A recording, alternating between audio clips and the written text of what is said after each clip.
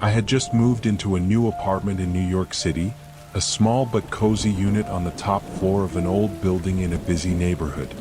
It wasn't the fanciest place, but it was all I could afford. I worked long hours at a graphic design studio downtown, and most nights I just wanted peace and quiet when I got home. It was a Wednesday evening when it all started. I had just finished a late-night project, eyes tired from staring at my computer screen. The streets outside my window were unusually quiet for the city. No honking horns, no distant chatter from late-night bargoers. Just the sound of wind brushing past, carrying the usual scent of fresh rain. I settled onto my couch, phone in hand, and started scrolling through social media as a way to wind down. Then I saw it, a notification from someone I didn't recognize. Their profile picture was blurry, just a dark silhouette against a blank background. No name, no post. Just a short message, "I see you." I immediately felt a chill crawl up my spine, like someone had just whispered those words directly in my ear. I stared at the message for a few seconds, trying to convince myself it was just a prank. It could have been a spam bot, right? After all, I had gotten plenty of random messages before. But something about it didn't sit right with me. I brushed it off and tried to go back to scrolling, but my thoughts kept drifting back to the message. I decided to do what any rational person would do. I blocked the account. The phone buzzed in my hand almost immediately with another notification.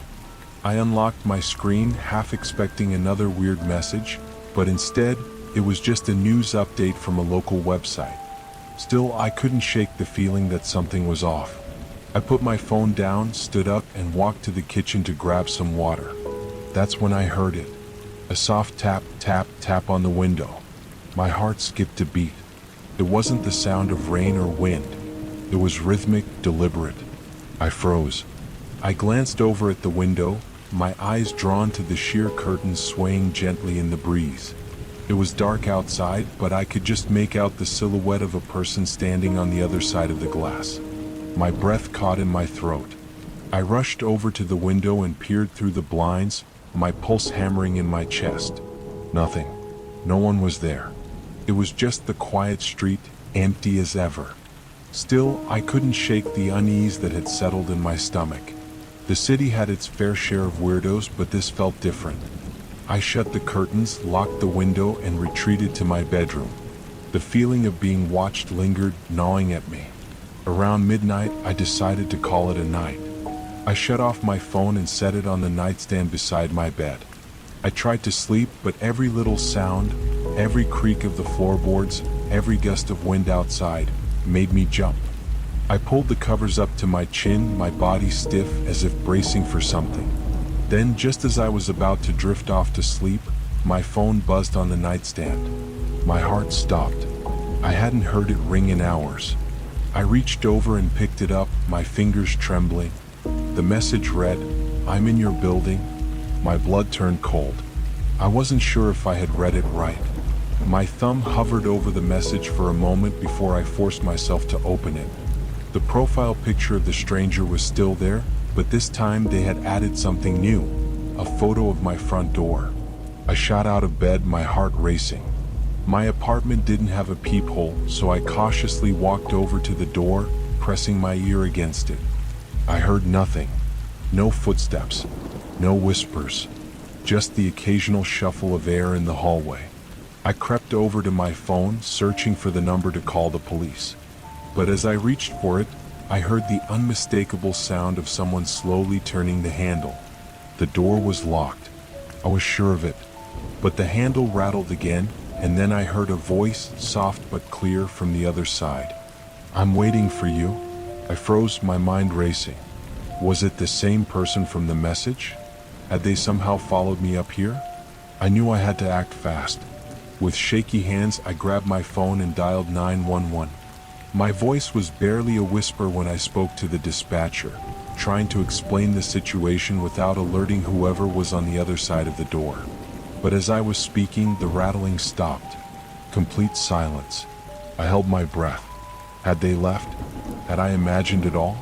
The operator on the line asked if I was still there, but before I could respond, The sound of footsteps echoed from the hallway, growing louder, closer. I quickly ran into the bathroom and locked the door. My heart was pounding so hard I could feel it in my throat. The footsteps stopped outside the bathroom door. Silence. Then, just as suddenly as it had all started, the footsteps retreated. I waited for what felt like an eternity before I dared to open the bathroom door again. The hallway was empty. No one was there. The police arrived within minutes, but when they checked the building, there was no sign of anyone in the hallway. The stranger had vanished. They told me it was probably just some prank or a glitch in my phone, but I couldn't shake the feeling that something more sinister had been at play. No one could explain how that person had known where I lived, how they'd gotten into the building, or how they'd managed to scare me so badly without ever actually showing themselves. To this day, I can't help but wonder if they're still out there waiting, and if I'll ever truly feel safe again in that apartment.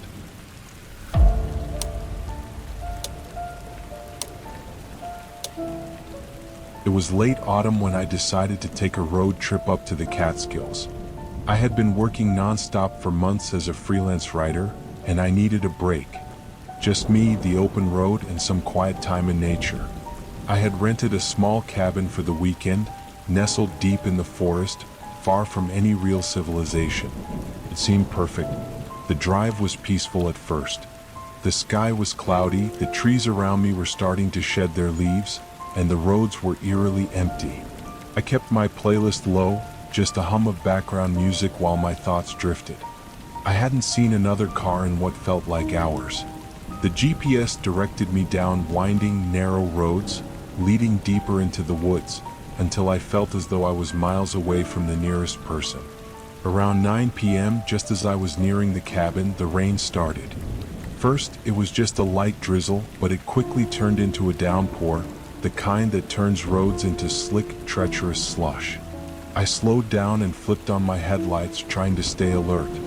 The trees lining the road blurred with the rain, and the dark forest felt oppressive, as though it was closing in around me. That's when I saw it. A car off the side of the road. It was an old sedan, its rear bumper crumpled, headlights dimmed, and steam billowing from the engine. The car was facing the wrong way, and its tires were sunk deep into the muddy shoulder. I pulled over, my first instinct to offer help. I got out of my car, feeling the cold rain hit my skin, and made my way over to the wreck. The driver's side door was slightly ajar. I didn't hear any shouting or cries for help, just the constant patter of rain and the low hum of distant thunder. "Hello?" I called out, my voice shaking slightly. "Is anyone in there?" No answer. But there was something off about the scene, something that made the hairs on the back of my neck stand up. The interior of the car was empty. The driver's seat was empty, the seatbelt still fastened. A phone was lying on the passenger seat, its screen cracked. I glanced around, but there were no signs of the driver. No one stumbling away from the crash, no footsteps, no signs of life. My mind raced, and I felt a strange coldness seep into my bones. Where was the driver? I hesitated for a moment, debating whether to call the police, but something told me to look around more. So I walked a little further down the road, squinting through the rain and fog, and that's when I saw it, a trail of muddy footprints leading into the woods. I followed the trail cautiously, my boots squelching in the mud. The wind howled and the trees swayed, their branches creaking like the groaning of some ancient creature. The forest felt eerily still, save for the heavy rain. The trail wound deeper into the trees and my breath grew heavier. I called out again, but this time I felt like I was speaking to no one in particular. The trail led me to a clearing where the trees seemed to thin, and there, in the middle of the clearing, was the wreckage of another car. This one even older, its body bent and twisted at impossible angles. I froze, a sickening realization settling over me.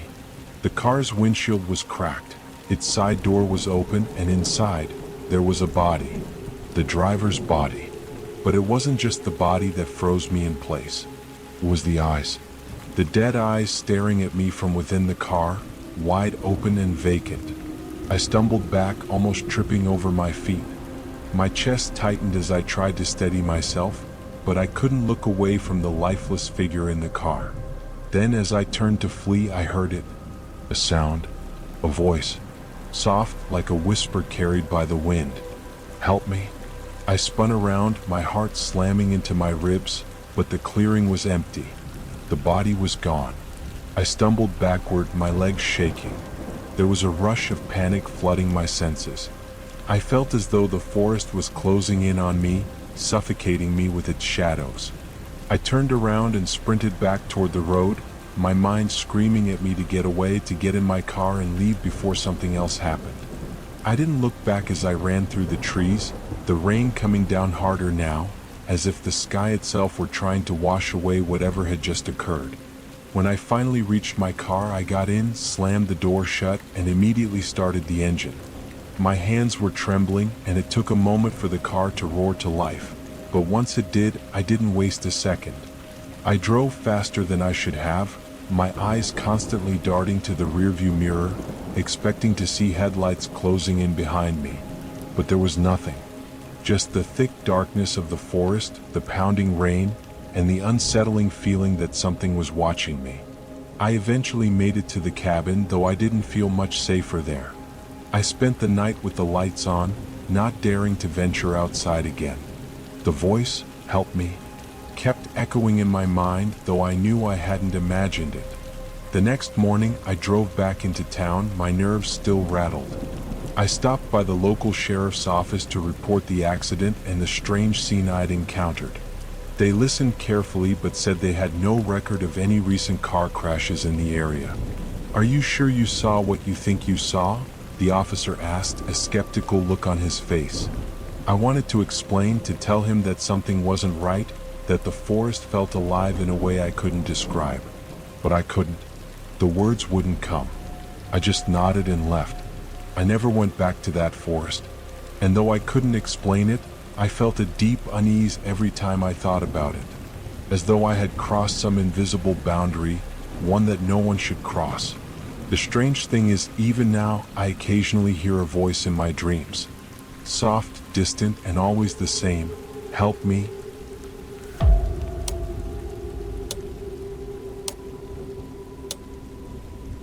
It was supposed to be a peaceful getaway. As a high school teacher, I rarely had time to myself, so when spring break arrived, I booked a secluded cabin in the White Mountains of New Hampshire. The idea was simple. No students, no emails, just me, my books, and the serenity of nature. The first day was everything I'd hoped for. The cabin was cozy, with rustic wooden furniture and large windows overlooking a dense forest. There was no Wi-Fi, but I didn't mind. I spent the day hiking nearby trails and returned to the cabin at sunset, my legs pleasantly sore. After a quiet dinner, I settled into the worn leather armchair with a mystery novel and let the crackling fire lull me into relaxation. Around midnight, I heard the knock. At first, it was faint, so soft I thought it might be the wind rattling the wooden shutters. But it came again, louder this time, 3 deliberate raps on the front door. I froze. Who could be out here at this hour? The nearest town was a 20-minute drive, and I hadn't seen another soul since I arrived. I put down my book and crept toward the door. "Hello?" I called out, my voice trembling slightly. No response. I peered through the peephole but saw nothing except the shadowy outline of the porch. Maybe it's just a prank, I thought, though the idea seemed absurd. Who would hike out here in the dark just to scare a stranger? Still, I couldn't shake the unease creeping up my spine. I double-checked the lock and returned to my chair, convincing myself it was nothing. But just as I began to relax, I noticed something on the floor by the door, a small, crumpled object. A dried rose. My heart pounded as I stared at it. It hadn't been there before. How had it gotten inside? I hadn't heard the door open. I tried to rationalize it. Maybe I'd missed it earlier. But as I bent down to pick it up, I felt a chill as if someone were watching me. I quickly shut all the curtains, locked the windows, and armed myself with the fireplace poker. The night passed uneventfully, but I hardly slept. The next morning, I told myself I was overreacting. It was probably nothing, a stray hiker, a forgotten rose. Still, I couldn't ignore the tight knot of anxiety in my chest. That evening, the feeling of being watched returned. As the sun dipped below the horizon, casting long shadows across the forest, I found myself glancing over my shoulder constantly. Then, as I was washing dishes, I noticed something outside the kitchen window. Muddy footprints leading to the side of the cabin. I grabbed my phone and called the rental agency, but the signal was spotty. They assured me no one else was supposed to be on the property and suggested I call the police if I felt unsafe. By nightfall, the sense of dread was overwhelming. I sat in the living room with all the lights on, the fireplace poker within reach. That's when I heard it, a soft scraping noise coming from the back door. "Who's there?" I shouted, trying to sound braver than I felt. The scraping stopped. I edged toward the door, every muscle in my body tense. When I looked through the peephole, my stomach turned to ice. A man was standing just beyond the porch light, his face partially obscured by the shadow of the cabin's roof. His clothes were filthy, caked with mud and leaves, and his eyes, when they caught the light, were wide and unblinking.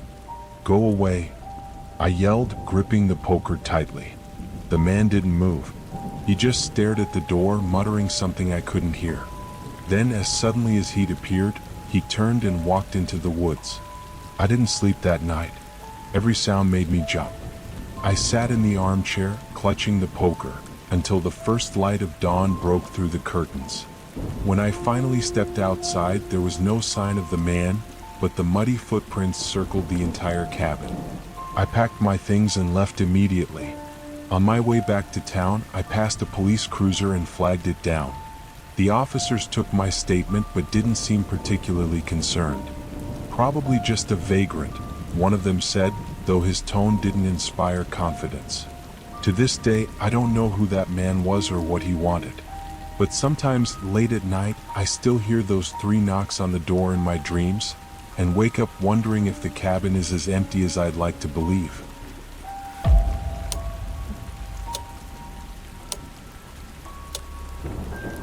It was a cold, rainy night, and I was alone at home. The wind outside howled like something was chasing it, occasionally making strange noises.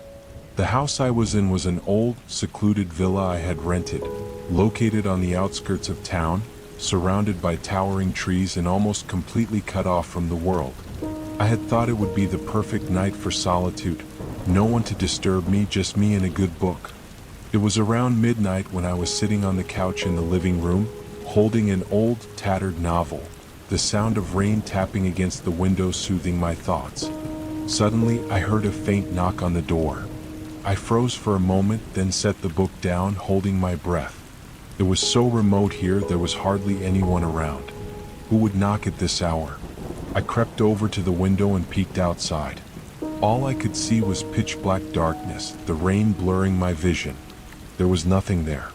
My anxiety grew as I prepared to turn away from the window when, knock, knock, knock, the sound came again, clearer this time.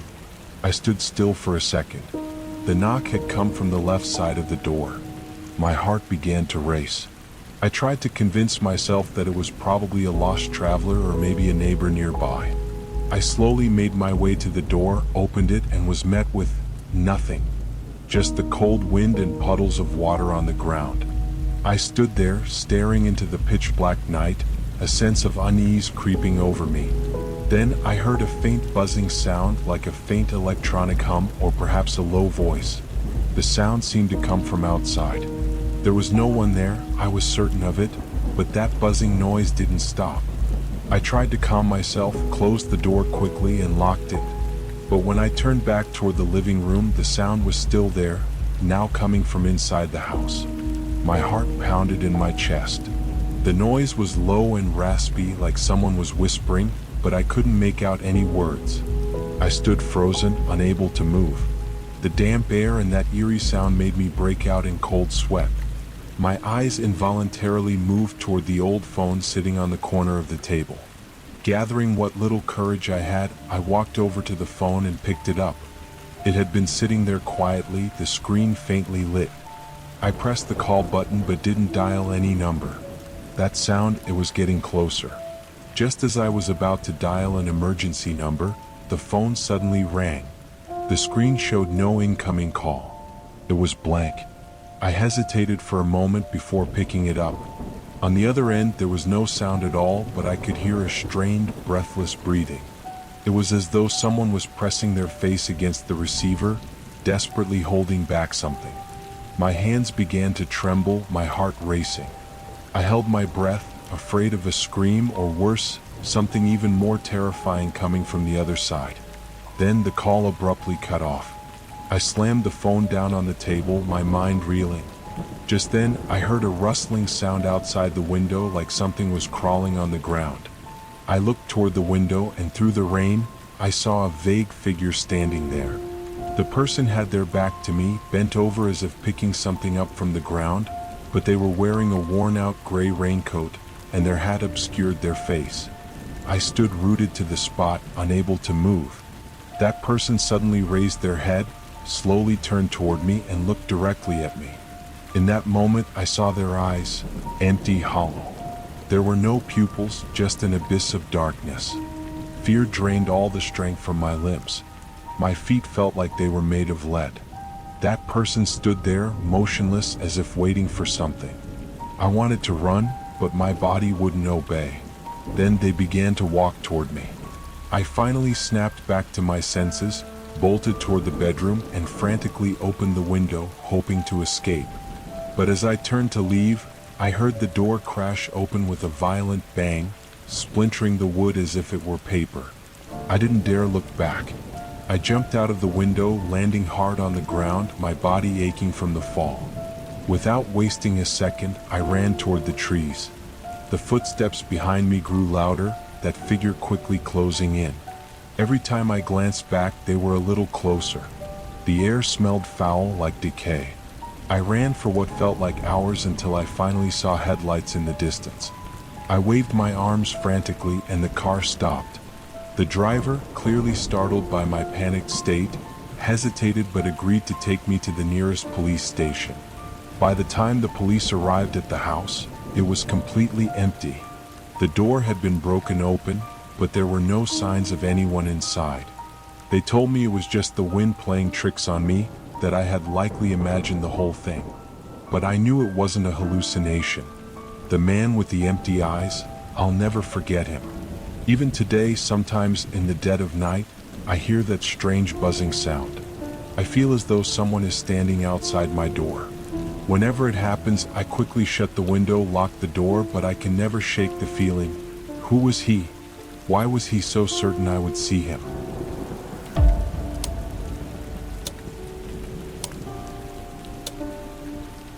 It was a cold, stormy night, the kind where the wind howls through the trees, rattling the windows and shaking the walls. I had been looking forward to a quiet evening at home, alone.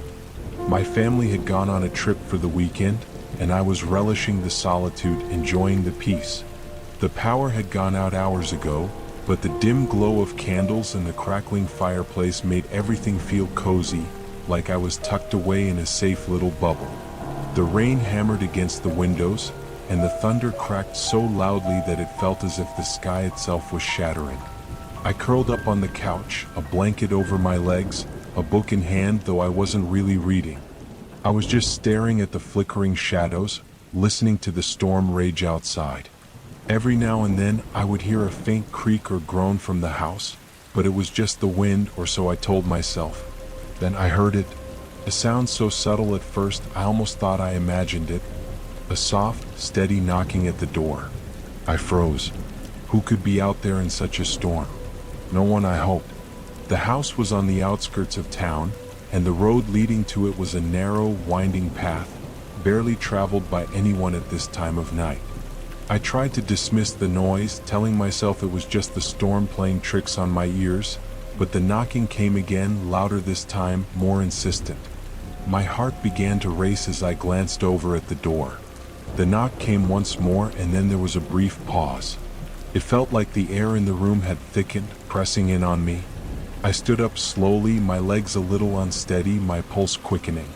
I walked to the door, peering through the peephole, but there was nothing, just the empty darkness of the porch, the rain falling in sheets. Confused, I opened the door a crack, my hand gripping the handle, but when I pulled it back, the space beyond the threshold was empty. No one was there. I stood frozen for a moment, trying to make sense of what had just happened. Had it been the wind, perhaps? Or maybe an animal? But the knock had sounded too deliberate, too human. Shaking my head, I closed the door and locked it, brushing off the unsettling feeling in the pit of my stomach. It had to be nothing. The storm was messing with my mind. But just as I turned to go back to the living room, I heard it again, a soft scraping sound from the window. My stomach lurched and I froze in place. It was coming from the window next to the door. Slowly I turned my head toward it. The curtains were drawn tight, but the sound continued, a faint scratching like nails on glass. I stood rooted to the spot, every nerve in my body screaming that something was wrong, something was terribly wrong. I wanted to run, but my legs wouldn't move. The scratching sound grew louder, more frantic. It was unmistakably the sound of someone, or something, trying to get in. I forced myself to move, my feet dragging across the floor as I approached the window. I slowly pulled the curtain back, half expecting to see nothing at all. But what I saw made my blood run cold. There, in the dim light outside, was a figure. A man, or at least I assumed it was a man, standing completely still in the rain. His clothes were dark, his hood pulled low over his face, but I could see his eyes. They were wide, unblinking, staring directly at me. He didn't move, didn't speak. He just stood there watching. A surge of panic hit me and I stumbled back, knocking over the small table beside the window. The figure didn't flinch. His eyes never left mine. I couldn't breathe. I should have called the police. I should have done something. But I couldn't tear myself away from that gaze. The sound of the wind outside seemed to fade into nothing as I stared at the man. He didn't even seem human anymore, just a silhouette, frozen and staring. And then, just as abruptly as he had appeared, he vanished. One moment, there he was, and the next, nothing but the empty night. The rain continued to fall in torrents, but the figure was gone. I staggered away from the window, my mind racing, my heart pounding in my chest. I grabbed my phone and dialed the police, but the call wouldn't go through. The storm had knocked out the signal. I tried again, more urgently this time, but there was nothing. No connection. I locked every window and door, checking them repeatedly, hoping that the figure was just a trick of my tired, frightened mind. But the feeling of being watched lingered, thick and suffocating. I didn't dare leave the room. The house felt different now, as if it had been invaded by something unseen. The walls, once comforting, now seemed to press in on me, and every creak of the floorboards made my skin crawl. Hours passed, and the storm continued, but no one came. No one knocked on the door again. I tried to convince myself it was over, that the man, if he had been real, was long gone, but I couldn't shake the feeling that he was still out there, waiting, watching. At some point, I must have dozed off. I woke with a jolt, the house completely silent. The storm had passed, the rain reduced to a light drizzle. I went to the door and opened it cautiously, half expecting to find the figure standing on the porch again. But there was nothing. Yet as I stepped outside, I noticed something strange. The footprints in the mud leading up to my door, fresh, deep, and unmistakable, were not just in front of the house. They circled around to the back, and the trail continued into the woods behind my home. I never saw the figure again, but I still can't shake the feeling that he's out there, somewhere, watching from the shadows. Every time it rains, I listen for that soft knock, the scratching at the window, and I can't help but wonder, who or what was that man and what did he want?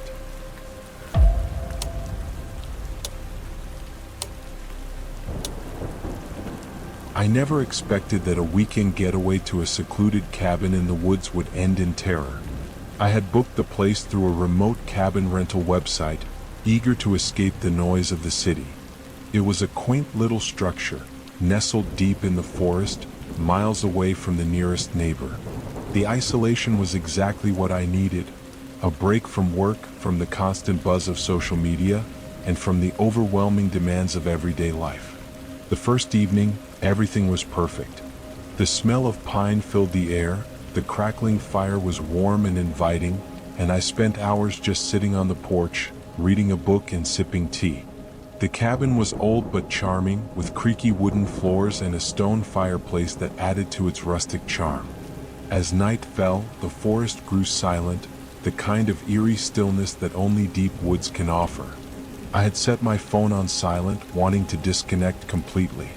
With no cell signal and no Wi-Fi, I was completely cut off from the outside world. It felt liberating at first, but as the darkness deepened, an unsettling feeling crept over me, one I couldn't quite shake.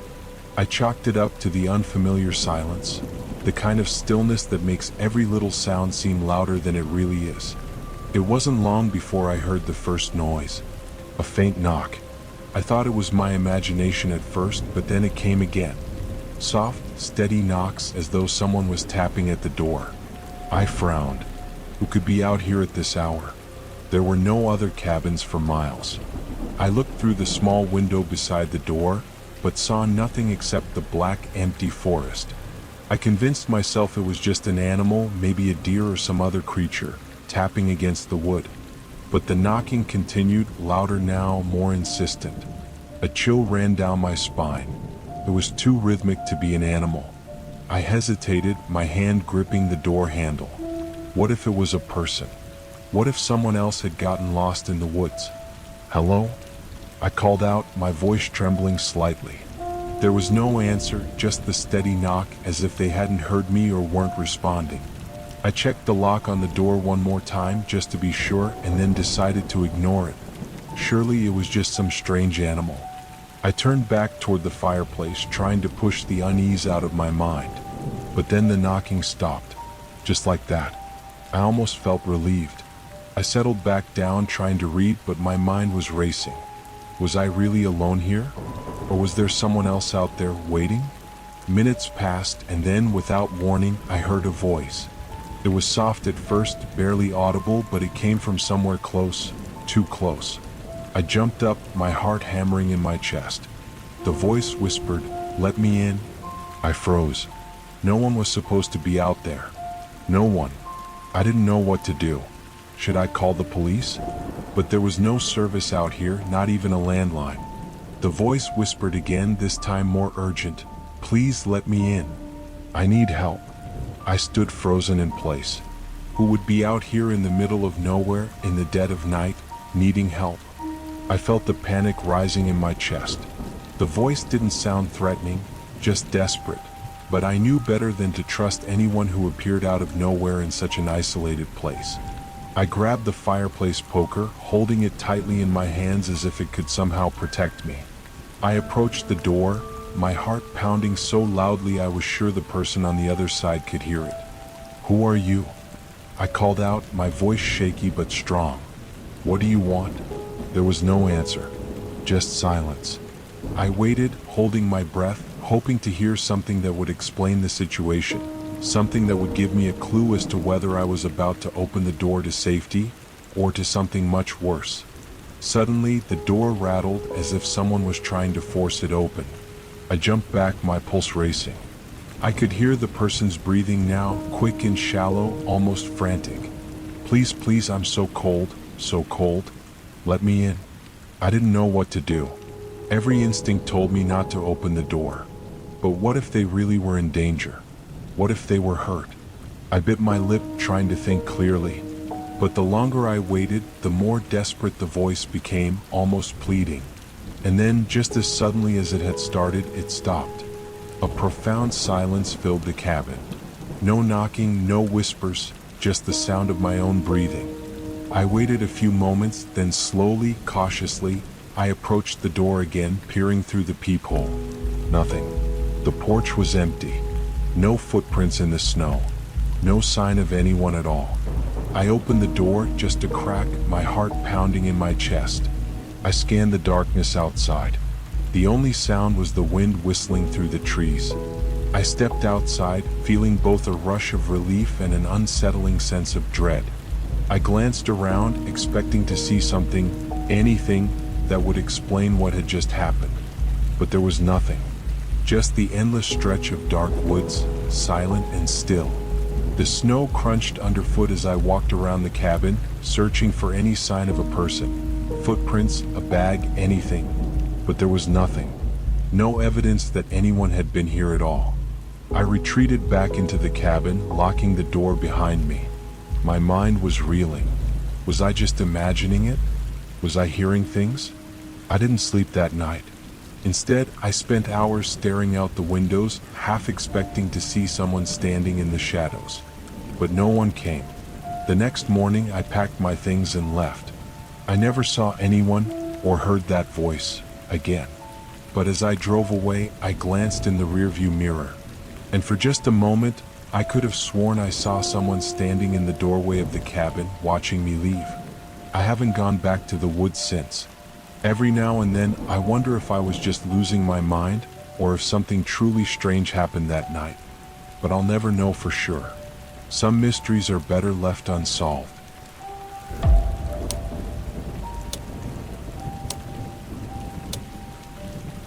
It was well past midnight when my car broke down on that long stretch of highway.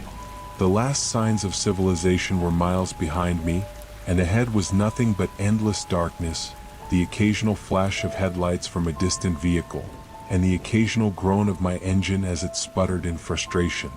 The road I was on was isolated, one of those forgotten highways that wind through empty stretches of land where nothing but fields and trees line the sides. I had been on my way to a family reunion, driving alone. It had been a long, tiring drive, and I just wanted to get there. But the engine had died unexpectedly. One minute it was running fine, the next it just stopped. I tried everything, cranking the ignition, checking the gas gauge, popping the hood, but there was nothing I could do. My phone had no service, and there wasn't a single gas station in sight. I sat there for a while, weighing my options. Should I walk? It was late, the wind was picking up, and the thought of trudging down this deserted road in the middle of nowhere didn't seem particularly appealing. So I waited. Minutes turned into hours, and I kept hoping that someone would pass by. But the longer I sat, the more I realized how utterly alone I was. It was eerily quiet, not a single sound except the occasional rustle of leaves in the trees. Just as I was about to give up and try walking to the next town, a pair of headlights appeared in the distance. My heart leapt in my chest. Finally, someone. The car slowed as it approached, and I saw it was a weathered old sedan, nothing fancy, just an ordinary vehicle. It pulled over beside me, the engine still running. The window rolled down, and I saw a man middle-aged, his face kind but worn. His voice, though, had a calmness that reassured me. "Car trouble?" he asked, his tone friendly, almost too friendly for the hour. I nodded, grateful for the company. "Yeah, my car died. I've tried everything, but it won't start, and I can't get a signal on my phone." The man smiled. "I can help you out. It's a long stretch of road, and it's not safe to be stranded out here. I'll give you a ride to the nearest town. It's not too far." I hesitated for a moment. The rational part of my brain told me it wasn't wise to accept a ride from a stranger, especially this late at night in such an isolated place. But my options were limited. I'd been sitting here for hours, and there was no telling when the next car might pass. The chill in the air was creeping into my bones, and the thought of spending the night alone in the car was far worse than accepting help from this seemingly kind stranger. "Okay," I said finally, forcing a smile. "Thank you. I appreciate it." He nodded, and I climbed into the passenger seat. As soon as I closed the door, the car began to move again, the headlights cutting through the darkness. The man didn't speak at first, and I didn't either. I glanced out the window, trying to get a sense of where we were going, but there were no signs, no familiar landmarks. Just endless stretches of black road on either side. After a few minutes, the man broke the silence. "You're lucky I found you. People get stuck out here all the time. Not many are willing to help." I nodded, not sure how to respond. His voice was smooth, comforting even, but something about the situation felt off. The road felt too quiet, too empty. I tried to make small talk, asking where he was headed, but he was vague, simply saying he was just passing through. I didn't press him further. But as the miles passed, I began to feel the weight of the silence. It wasn't just the absence of conversation, it was the absence of anything familiar. The man had said the nearest town wasn't far, but I had been driving for what seemed like an eternity, and the landscape hadn't changed. I looked out the window again and saw nothing, no signs, no lights, not even a house. I glanced over at the man. He was still smiling, but there was something unsettling about it now, something that didn't quite sit right with me. His eyes, though friendly, seemed to be studying me, watching me in a way that made the hairs on the back of my neck stand up. "Where are we exactly?" I asked, trying to keep my voice steady. He didn't answer immediately. Instead, he kept his eyes on the road, his hands gripping the steering wheel a little too tightly. "Just a little further," he said finally, his voice almost soothing. "We'll be there soon." But as time dragged on, the feeling of unease grew. The road was getting darker, the trees pressing closer to the sides of the car. There were no other vehicles, no signs of life. Just the hum of the car's engine and the occasional chirp of crickets outside. "Are you sure this is the right road?" I asked, trying to hide the edge of panic in my voice. The man's smile widened, but his eyes, oh those eyes, they had changed. They weren't warm anymore. They were cold, calculating. "It's the only road," he said simply. I looked out the window again. The darkness outside seemed to grow thicker, as if it was closing in on us. I had no idea where we were, and I had no idea where we were headed. My heart was pounding in my chest now, the fear rising in me like a wave. I needed to get out of this car. With my heart racing, I glanced at the door handle. My mind was screaming at me to get out, but the car was moving too fast, and I had no idea where we were or what would happen if I tried to leave. I turned to the man, desperate now, but before I could say anything, he turned to me. "You're not going anywhere," he said in a voice so cold it froze me in place. His smile was gone now, replaced by a look that was almost predatory. The car slowed, and I saw, at last, a faint glimmer of light in the distance. It wasn't the town I had been expecting, though. It was an old, run-down house, hidden behind overgrown trees and vines. The man's grip on the steering wheel tightened as he pulled into the dirt driveway. As the car stopped, I knew something was terribly wrong. My door clicked open before I could react, and I bolted out of the car. My legs were shaking as I ran, but the man didn't follow. He didn't even move. I didn't look back. I ran for what felt like miles until I finally saw headlights approaching from behind. A real car heading in the opposite direction. I flagged it down, and the driver stopped, a middle-aged woman with a look of concern on her face. She took me to the nearest town, where I finally got service on my phone and called the police. They never found the man. There was no trace of his car, no record of the house I had seen. It was as if he had vanished into thin air. The officer said it was probably just someone trying to scare me, but deep down, I knew something far darker had happened that night. To this day, I still don't know what he wanted or who he really was. But I'll never drive on that highway again, and I'll never forget the cold, predatory look in his eyes as he smiled at me.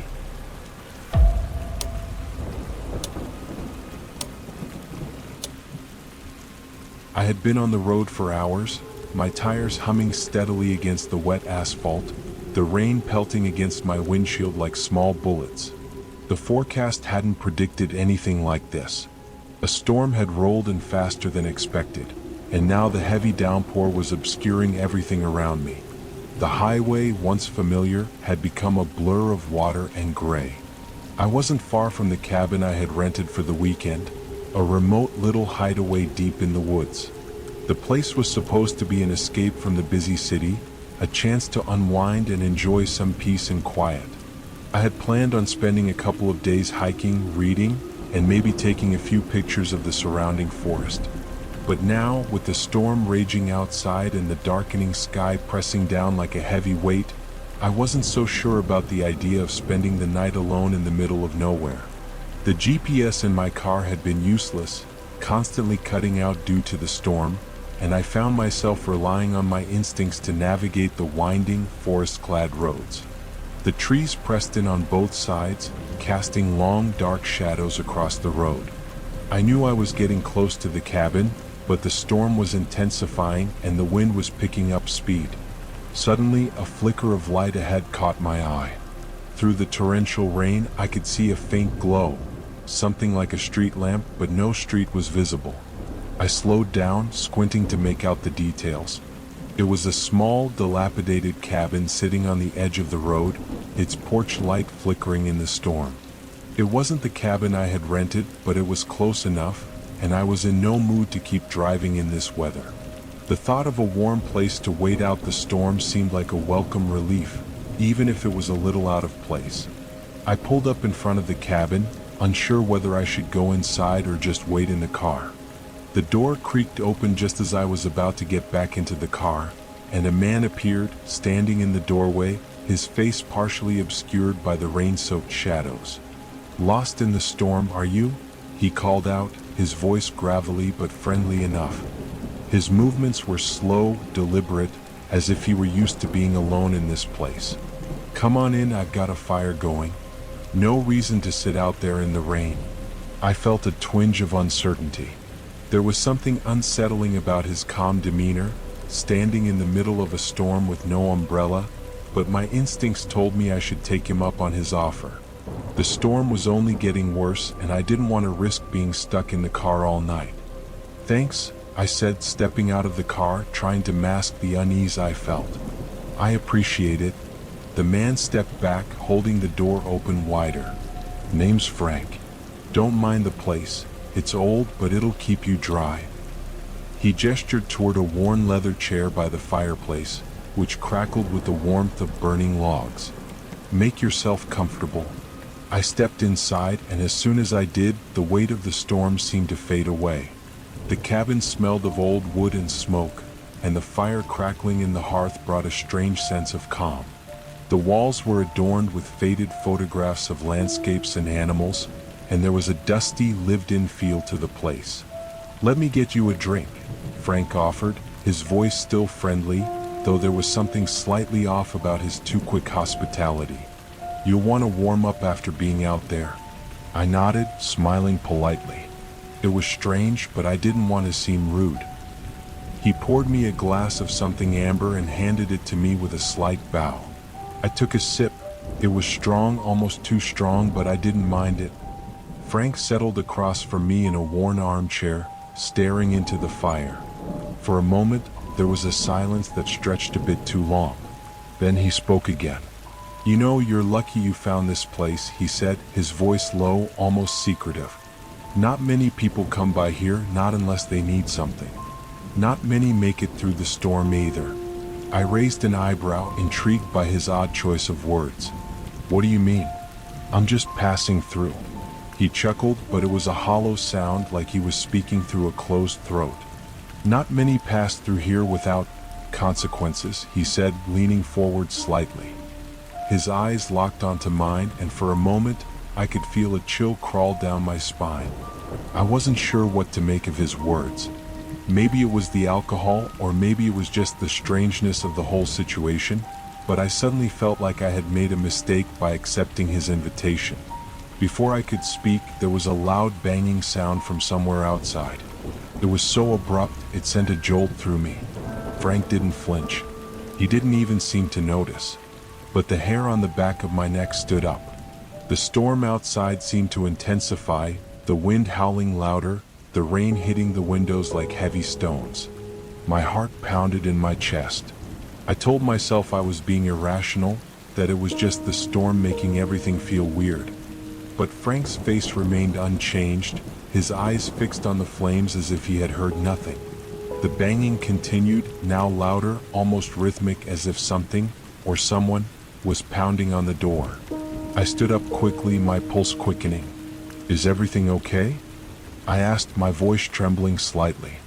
Frank's expression shifted, his eyes narrowing, a look of something almost predatory flickering across his face.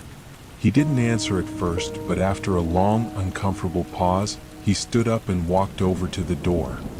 He turned the handle, but before he opened it, he glanced back at me. "Stay here," he said, his voice suddenly cold. "Whatever you do, don't open that door." I watched, frozen, as he stepped outside into the storm. The door slammed shut behind him, and I was left in the silence, the banging outside growing louder. I waited, heart pounding in my chest, for what felt like an eternity. The wind howled and the rain slammed against the windows, but the banging had stopped. When I dared to open the door again, there was nothing outside. No sign of Frank, no sound of the storm. Just an empty, dark forest stretching out into the unknown. I left the cabin that night, not waiting another minute. I ran to my car, my hands shaking as I fumbled with the keys. But when I finally started the engine and looked into the rearview mirror, I saw him. Frank was standing by the trees, staring at me, his face expressionless, his eyes dark and empty. I drove away as fast as I could, but the thought of what had happened there, the strange man, the pounding at the door, the eerie silence after he left, haunts me still. What was he waiting for? And why was he so intent on keeping me there? The mystery of that night never left me, and I'll never forget the look in his eyes as I drove away, cold, detached, as if he already knew I would leave.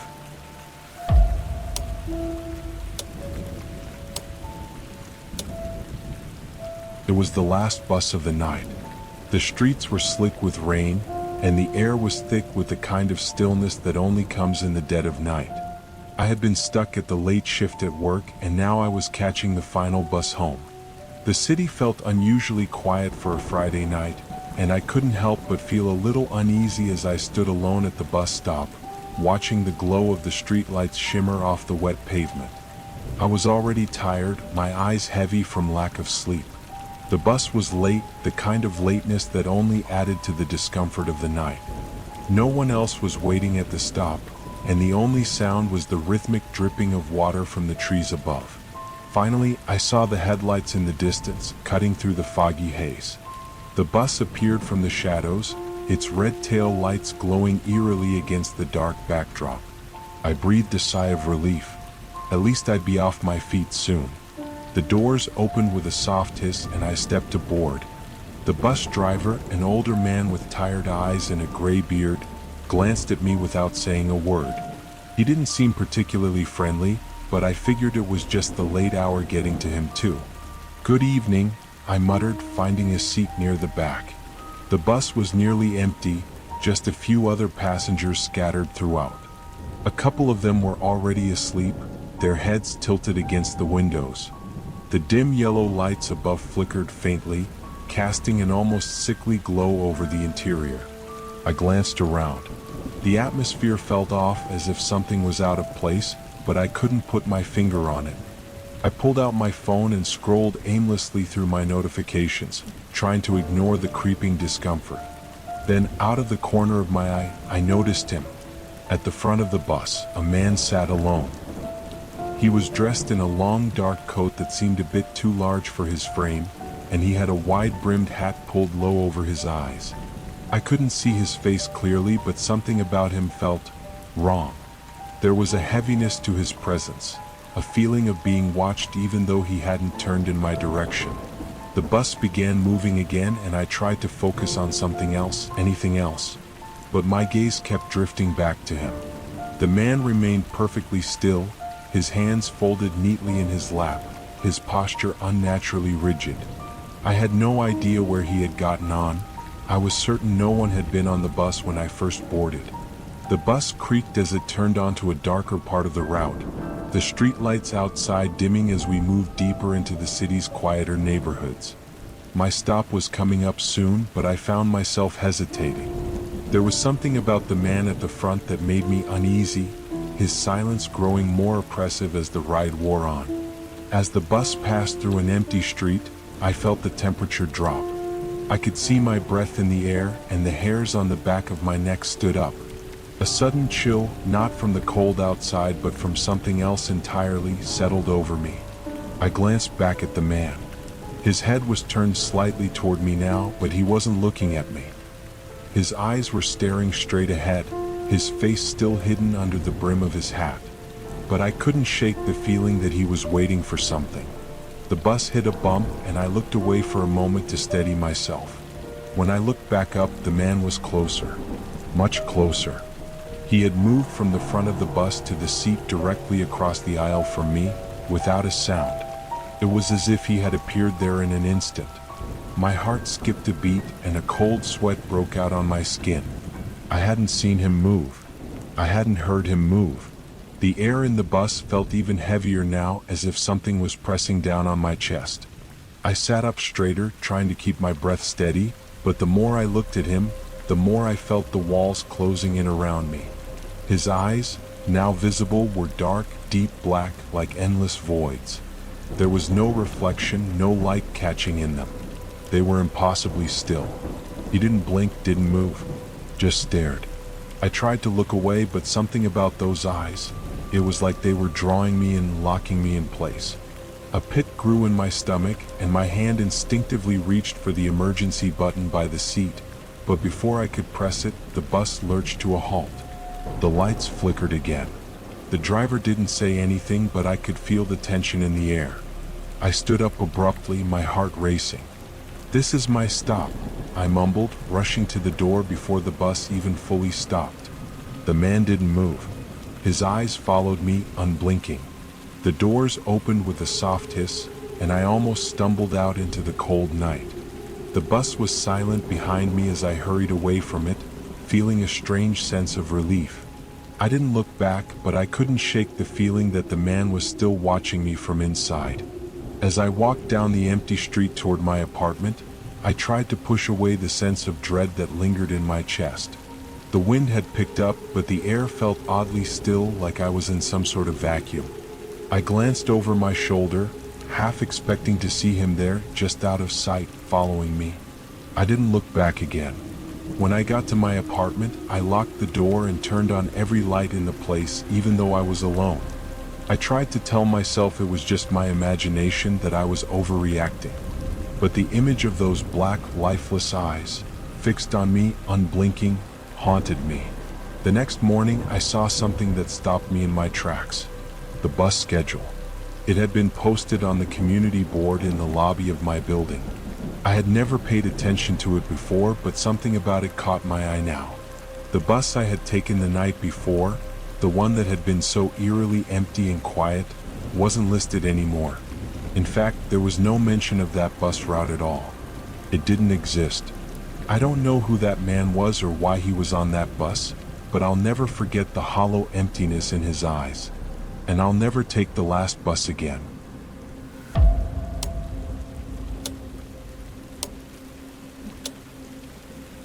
It was supposed to be a peaceful weekend. I had rented a small cabin in the woods, far from the hustle and bustle of the city, hoping for some quiet time to unwind. The weather forecast called for light rain, so I thought it would add a nice touch of atmosphere. Nothing too bad, just a cozy, rainy retreat. But from the moment I arrived, things felt off. The cabin itself wasn't as charming as the listing had made it out to be. It was old, with creaky floors and a musty smell in the air. The windows were fogged over, and the walls had the kind of old wood that seemed to groan and shift as if alive. I shrugged it off. It was secluded, and that's exactly what I was looking for. I was alone, no friends or family joining me. Just me, a few books, and some much-needed silence. As I settled in, the rain started to fall, lightly at first, then heavier. The sound of it pounding against the roof was oddly soothing. I made a cup of tea and curled up in front of the fireplace, trying to enjoy the peace. Then I heard it, a knock at the door. At first I thought it was the wind or the rain, but then it came again, slow, deliberate. 3 knocks, one after another. I froze. Who would be out here in this weather, in the middle of nowhere? My first thought was that it could be someone lost, a hiker or maybe a local looking for shelter from the storm. But something about the timing of it felt strange, almost as if it was meant to get my attention. I hesitated, unsure of what to do. I wasn't expecting anyone, but curiosity won out and I cautiously made my way to the door. When I opened it, I was greeted by nothing but the wet, dark night. There was no one standing there. I stepped outside looking around, but all I could see was the dense forest surrounding the cabin. The rain was coming down in sheets now, and the wind howled through the trees, making the whole world seem distant and muffled. I thought I must have imagined it. Maybe I had just misheard the noise. After all, the wind could play tricks on you in the woods. But then, as I was about to close the door, I noticed something strange. A set of footprints, barefoot, muddy, leading up to the doorstep and disappearing back into the woods. I didn't know what to think. No one had been near the cabin. I was sure of it. A sense of unease settled in my chest. The calm I had been enjoying seemed to dissipate. I closed the door, double-locked it, and tried to shake off the strange feeling. I went back to the fireplace, trying to convince myself it was nothing. But the knock and the footprints, the more I thought about it, the more unsettled I became. I couldn't shake the feeling that someone was watching me. As the night went on, I tried to distract myself with my book, but the tension in the air only grew. Every sound outside, every gust of wind, every creak of the cabin's old walls seemed amplified in the silence of the night. I kept hearing noises from the woods, scratching, shuffling, something that sounded like soft whispering, though I couldn't make out any words. I felt a rising panic in my chest. The rain had turned into a storm now, the wind howling through the trees like some kind of living thing, twisting the branches and shaking the house. The isolation, the darkness, the strange events, it all started to feel like I was trapped in some sort of nightmare. Then, around midnight, I heard it again, knocking at the door. But this time, it wasn't the soft, hesitant knock from earlier. This time, it was frantic, almost desperate. I tried to ignore it, but the knocks came faster and faster, like someone was begging to be let in. I didn't move. I couldn't. My mind raced, filled with all the worst possibilities. What if it wasn't someone asking for help? What if it was something else? I grabbed my phone and tried to call for help, but there was no signal. The storm had taken out the cell tower, leaving me completely isolated. Panic began to set in. I stood there, frozen, my heart pounding in my chest as the knocks grew louder and louder. I couldn't take it anymore. I had to know who or what was at the door. I took a deep breath and opened it, this time more slowly. There was no one there. Nothing but the storm, the howling wind, and the incessant rain. But the footprints, they were back. A fresh set, closer to the door this time, as if someone had been waiting for me to open it. My breath caught in my throat. I looked around, but the night was as still as death, the trees swaying in the wind like shadows. And then I saw it, a figure standing at the edge of the trees, barely visible through the rain and darkness. It was a person, but they didn't move, didn't speak. They just stood there staring. I couldn't see their face, only the vague shape of their body outlined against the blackness of the forest. The figure remained motionless, their presence heavy and unnerving. I slammed the door shut and bolted it, my mind racing. What was going on? Who was that? Why were they just standing there? I backed away from the door, my pulse racing, my mind spiraling. The knocking had stopped, but I could still feel the presence outside, like something was watching me, waiting. I grabbed my things, determined to leave. The cabin, the storm, the strange figure. It was all too much. I couldn't stay another second. I ran to the car, not daring to look back. As I drove away, the rain pounded against the windshield, making it nearly impossible to see. When I passed the edge of the woods, I glanced in the rearview mirror and saw the figure standing at the side of the road, watching me drive away. I never went back to that cabin. I still don't know who or what was out there in the woods. The storm, the knocking, the figure, it doesn't make sense. But I know one thing for sure, I wasn't alone that night.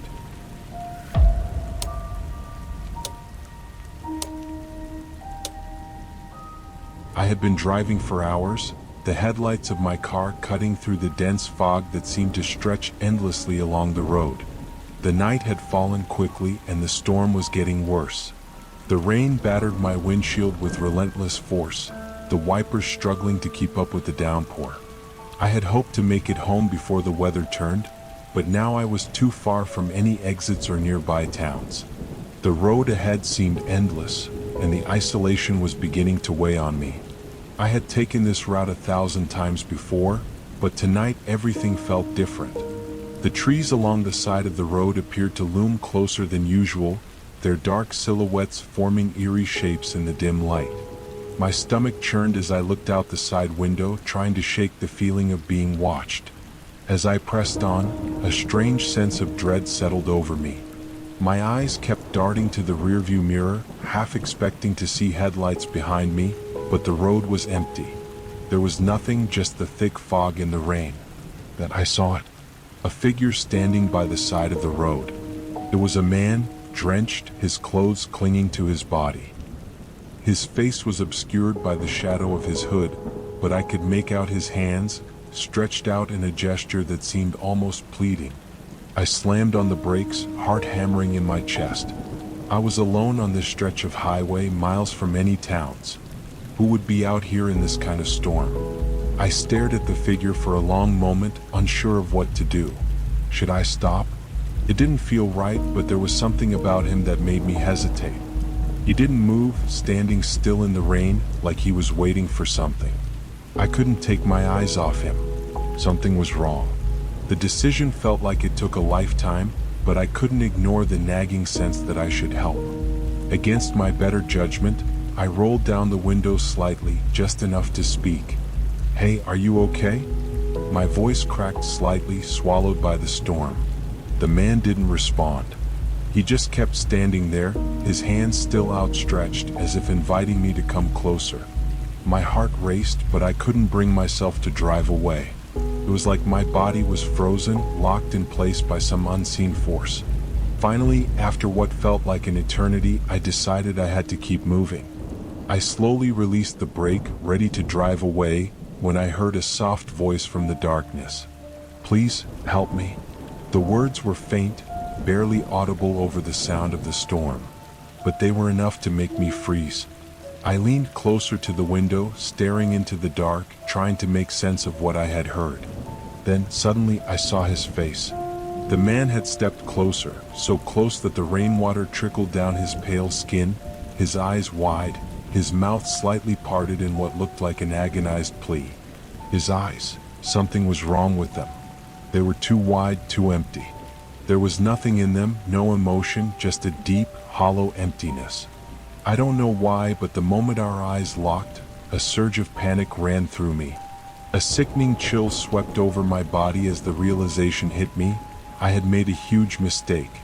Without thinking, I slammed my foot on the gas pedal, the tires screeching as I shot forward. In the rearview mirror, I saw the figure standing still, his outstretched arms lowering slowly. His face, now fully visible, twisted into something grotesque, a wide, unnatural grin that stretched impossibly across his face. The sight made my stomach turn. The car sped down the road, but the fear wouldn't leave. I glanced in the mirror every few seconds, half expecting to see the man following me. His eyes, they had been so empty, so wrong. The further I drove, the more frantic my glances became. I couldn't shake the feeling that something was trailing me. I checked the rear view again. This time there was a car behind me. I didn't remember seeing any other cars on the road. I hadn't passed anyone in miles. My hands tightened on the steering wheel as I pushed the car faster, the headlights barely cutting through the dense fog. I could see the shape behind me more clearly now, a dark, shadowy figure in the car, its headlights glaring bright and harsh. The car was too close, tailing me with unnerving precision. I kept driving, the fog thickening as the minutes dragged on, but no matter how fast I went, the car remained just behind me.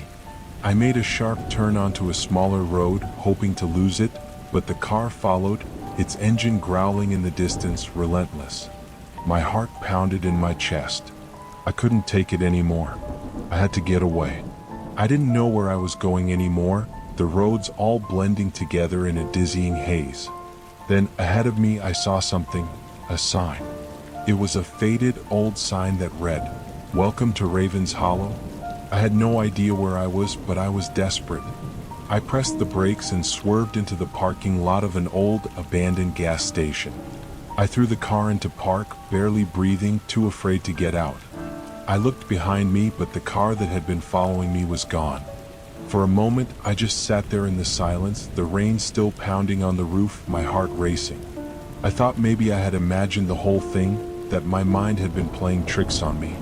But then I saw something that made my blood run cold. The figure was standing by the gas station. The same man from before. His empty eyes locked onto mine as he slowly approached the car, and a cold smile spread across his face. I don't remember exactly what happened next. Everything blurred as I slammed the car into reverse and drove out of the parking lot, speeding away without looking back. I didn't stop until I found a small town. I couldn't tell anyone what had happened. No one would believe me. But every time I close my eyes, I can still see his face. And I know, somewhere out there, he's still waiting. I don't drive that highway anymore. But sometimes, when the fog rolls in and the rain begins to fall, I can feel his eyes on me. Always watching. Always waiting.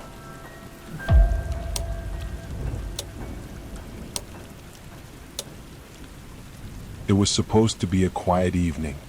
I had rented a small cabin for the weekend, deep in the woods, hoping to escape the chaos of city life. No phone service, no distractions, just me, a book, and the quiet solitude of nature. The cabin was old, but charming, with wooden beams that creaked under my every step, a stone fireplace that crackled, and large windows that overlooked the dense forest. It was perfect. The storm started around dusk, the sky darkening quickly as thick clouds rolled in. The rain came down in sheets, and the wind howled through the trees, shaking the branches and rattling the windows. The isolation, which had once felt peaceful, now felt oppressive, like the storm was closing in on me. The lights flickered a few times, and I instinctively checked the emergency flashlight I had packed. I was alone, but the sense of being watched kept creeping up on me. As I sat by the fire with a cup of tea, I heard a noise. A soft tap tap tap on the window. At first, I thought it was just the rain hitting the glass, but then I heard it again, louder, more deliberate. My breath caught in my throat. Who could be out there? The nearest neighbor was miles away, and I had seen no one else since I arrived. I walked over to the window and peered out into the storm. Through the sheets of rain, I could just make out a figure standing at the edge of the forest, their back to me, motionless. My heart raced. Was someone out there? Was it a hiker who had gotten lost in the storm?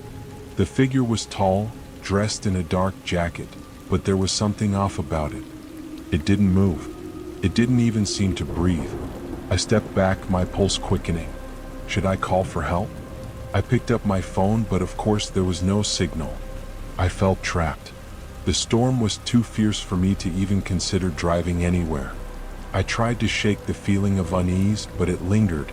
After a few minutes, the figure finally moved. Slowly, deliberately, it turned to face me. I froze. In the darkness, I could just barely make out the shape of its face. Pale, expressionless, with eyes that seemed to shine unnaturally in the storm. It wasn't a person. It couldn't be. People don't stand motionless in the rain for hours, their eyes glowing in the dark. The figure raised a hand and slowly, almost mockingly, waved. I stumbled back, the fear washing over me like ice water. I didn't know who or what that thing was, but it was here and it knew I was watching. I immediately locked all the doors and windows, pulling the curtains shut. My heart was pounding in my chest as I tried to gather my thoughts. It was just a trick, I told myself. Maybe someone was playing a joke. But as the wind howled louder and the storm grew more intense, I knew deep down that this wasn't something that could be explained away. The tapping returned. This time it was on the door. I hesitated, frozen in place. Was it the same figure? Or had something else found its way into the cabin? Slowly, I edged toward the door, trying to peer through the small peephole. I saw nothing, just the thick darkness of the storm outside. I had to get out of here. I grabbed my coat, slipped on my shoes, and tried to calm my nerves. The car was parked just outside, and if I could make it there, I could drive away, I thought. But just as I reached for the door, I heard something that made my blood run cold. A whisper. Soft, barely audible, but distinct. Let me in. I spun around, my breath catching in my throat. The voice hadn't come from outside. It had come from inside the cabin. I turned slowly, scanning the room, but I couldn't see anyone. I knew I had locked all the windows and doors, but somehow, someone, or something, was inside. The hairs on the back of my neck stood up. My mind raced as I tried to make sense of it.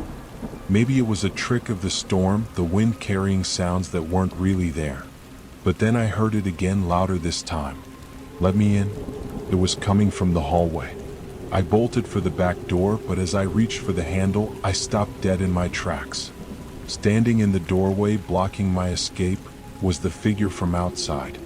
Its eyes were glowing in the dark, its face pale and empty. It was just standing there watching me. I could feel my legs shaking as I backed away, my breath coming in shallow gasps. I didn't know what this thing was, but I knew it wasn't human.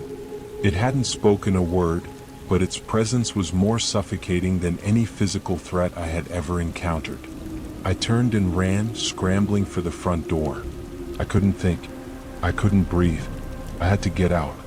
But as I pulled the door open, I found that the figure had somehow moved to block my path, now standing right in front of me, inches away. It was as if it had appeared out of thin air. I could feel its icy breath on my skin, and before I knew it, I shoved past it, crashing into the storm outside. The rain stung my face as I ran toward the car, but the sound of footsteps behind me grew louder, faster. The figure was following me.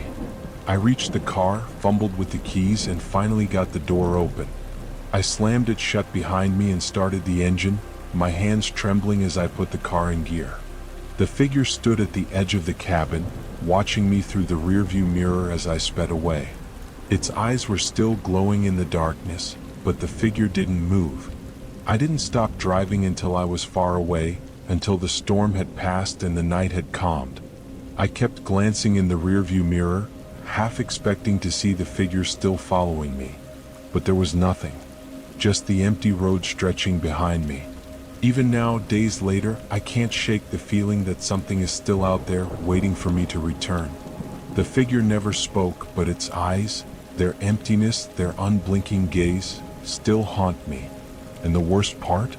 I can't help but wonder if it was ever really there at all, or if something else had been watching me from the shadows all along.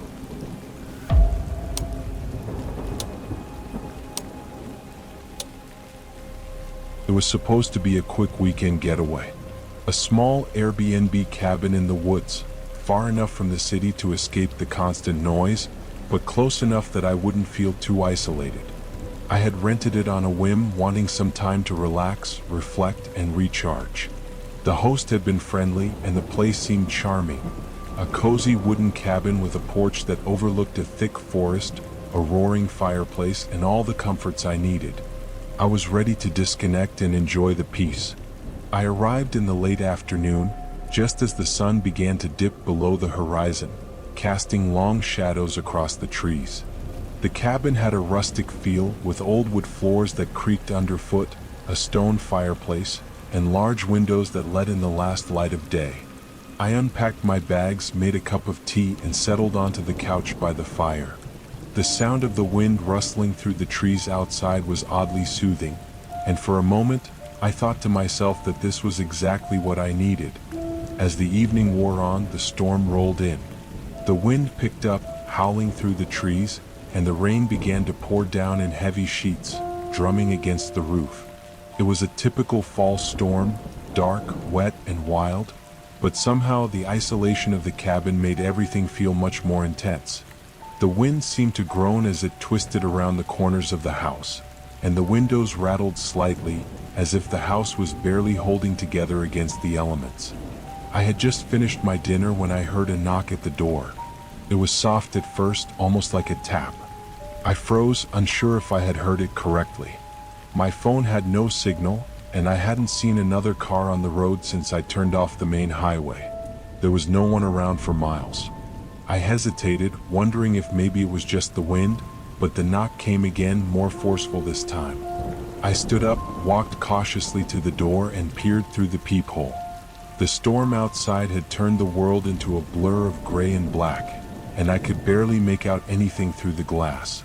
I opened the door a crack, just enough to speak. "Hello?" I called, my voice shaking slightly. There was no answer, just the sound of the storm and the wind. I almost closed the door, thinking it was just some random noise from the storm, when I noticed something odd. A small envelope wedged between the door frame and the door. It wasn't there before. I hadn't seen it when I first opened the door.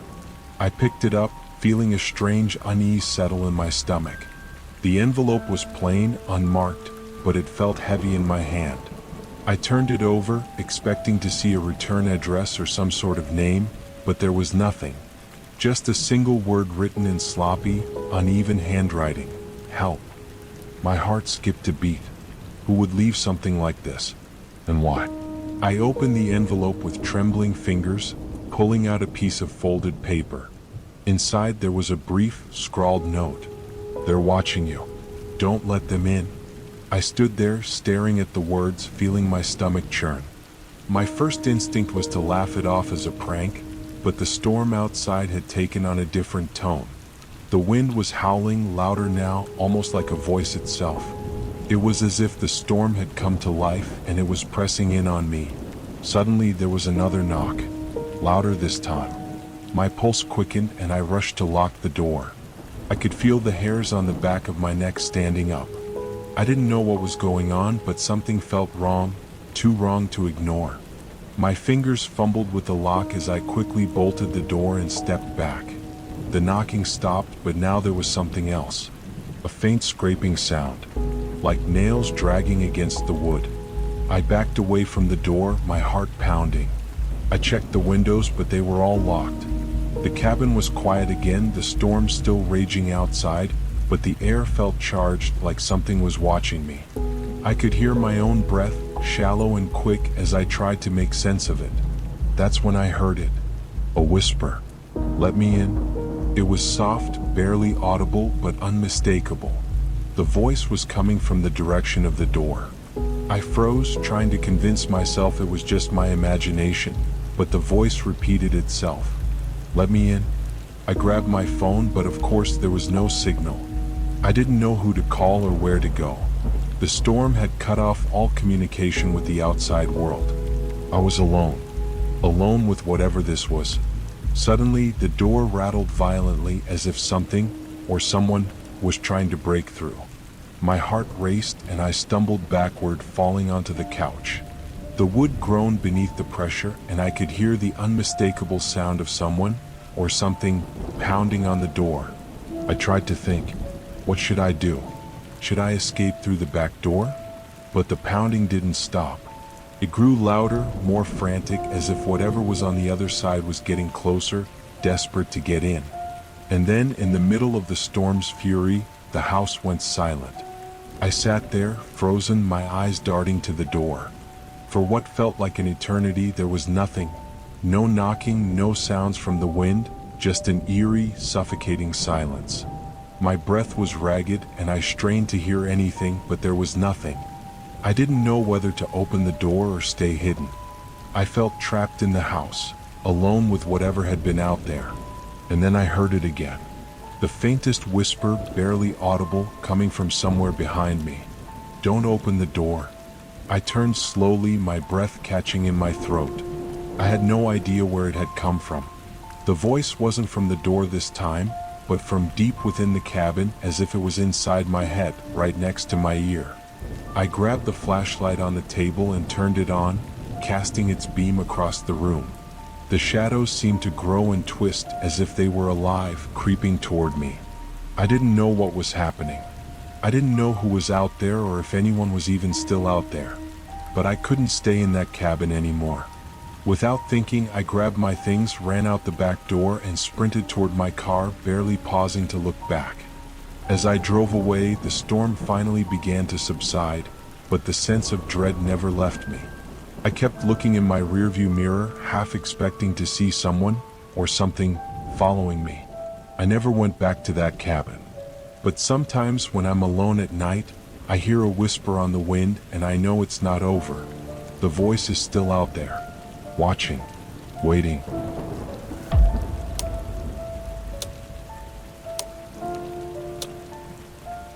I had been driving for what felt like hours, the road stretching endlessly before me, bathed in the faint glow of my headlights. It was one of those rare, long, solitary drives that was supposed to help clear my mind. I had rented a small, out-of-the-way cabin for the weekend, hoping to get some time away from everything. No calls, no emails, just silence. I wasn't expecting anything unusual, but the closer I got to the cabin, the more unsettled I felt. The storm had rolled in as soon as I turned off the main highway. The rain was coming down in sheets, blurring the edges of the road. I could barely see a few feet in front of me, and my tires seemed to struggle against the slick pavement. The only thing I could hear was the rhythmic pounding of the rain against the roof of the car and the low hum of the engine. There was no one else on the road. It was just me and the storm and a growing feeling that something wasn't right. After what seemed like an eternity, I finally saw the turnoff for the cabin. It was a narrow dirt road, barely visible in the darkness, hidden behind a thick line of trees. I made the turn, and the headlights of my car illuminated the path ahead, narrow and winding, surrounded by dense forest on either side.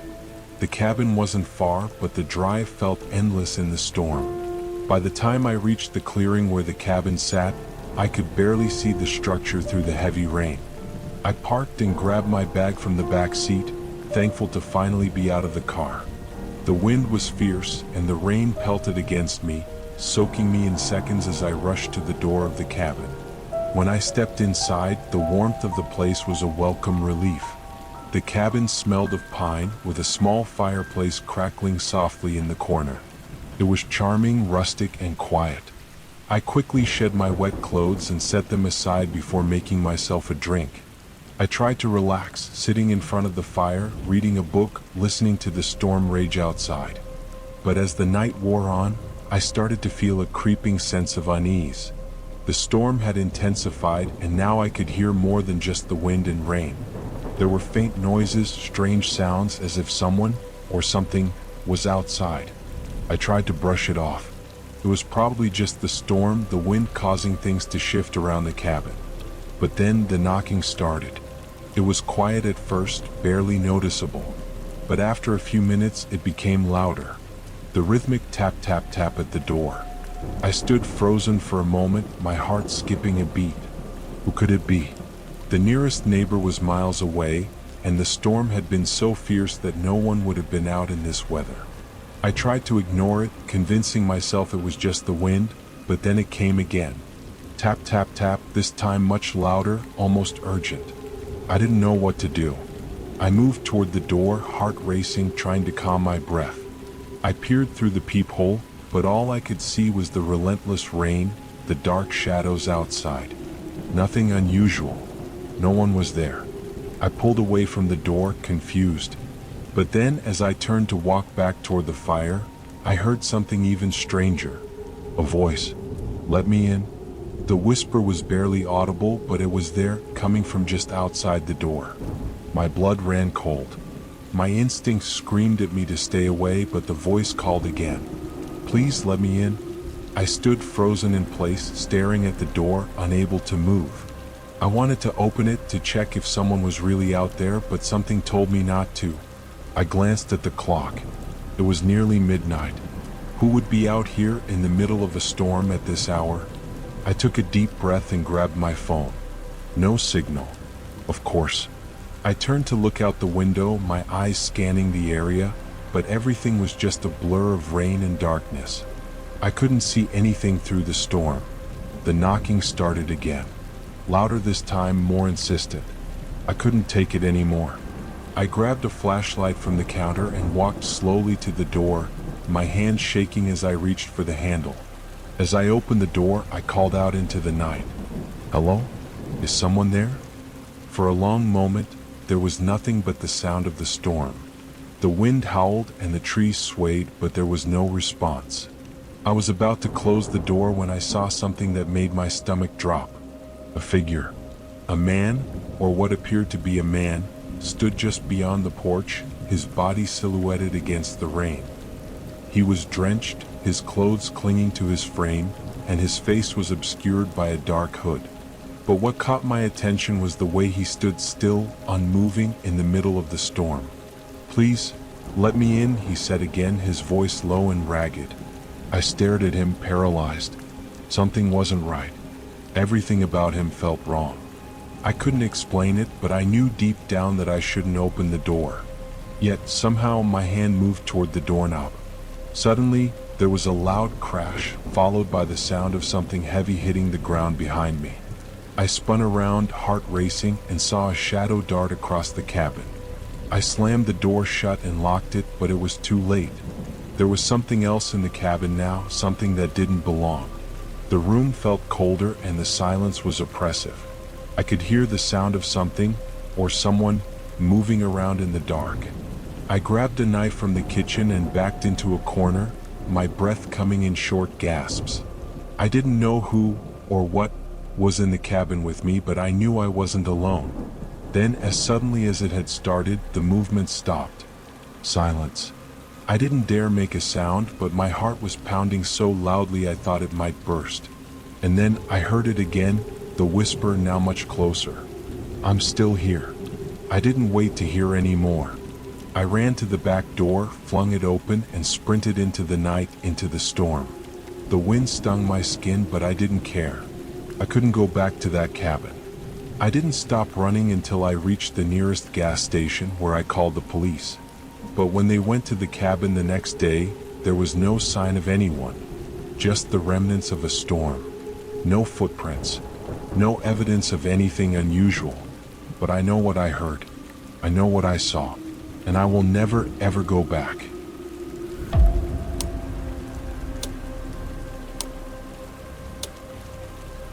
It started with the rain. I hadn't expected it, not after the forecast had promised clear skies, but it came down in sheets, turning the dirt road outside my cabin into a slick, glistening mess. I'd rented the place for a weekend alone, a brief escape from the chaos of city life. The cabin was isolated, tucked in the shadow of towering trees, a perfect retreat. But now, with the storm battering the roof, I felt a strange unease.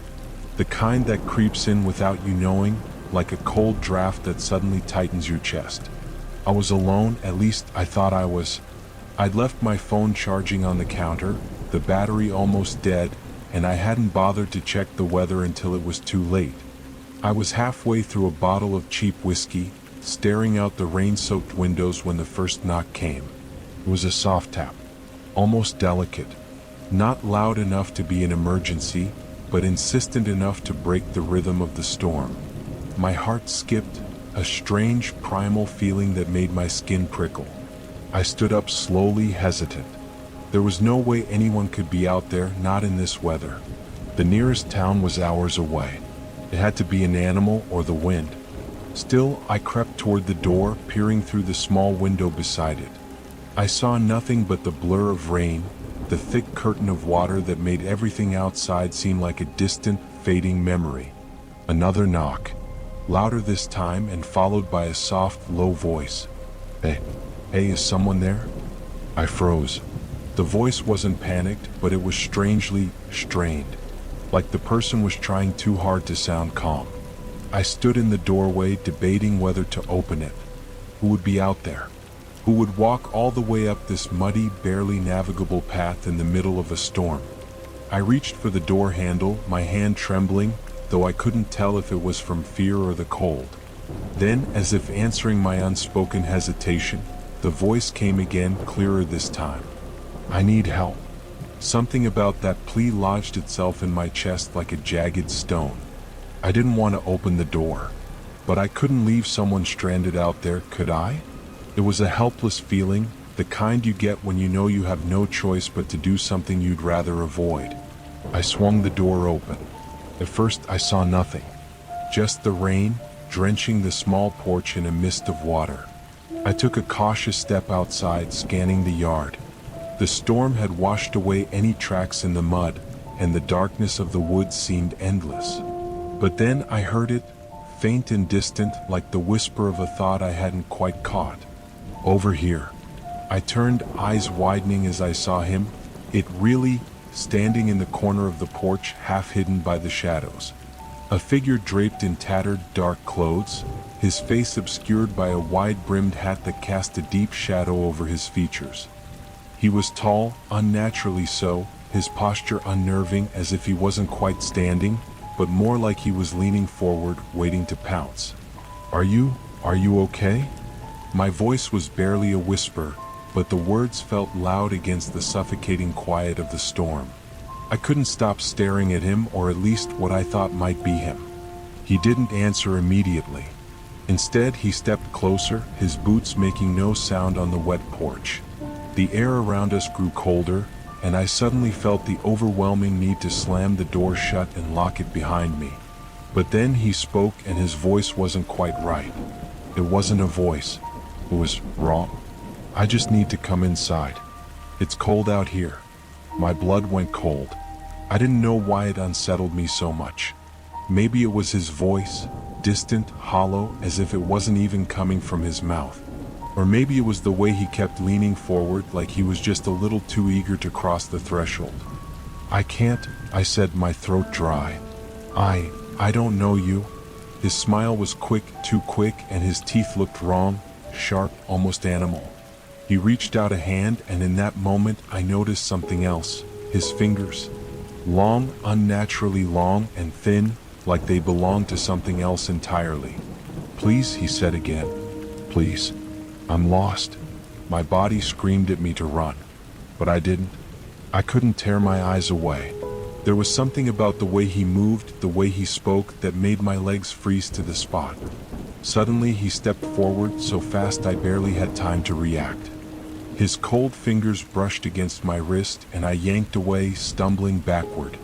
That's when I saw it, his eyes. There was nothing human in them. No warmth, no pity. Just a dark, endless void that seemed to pull at me deeper and deeper.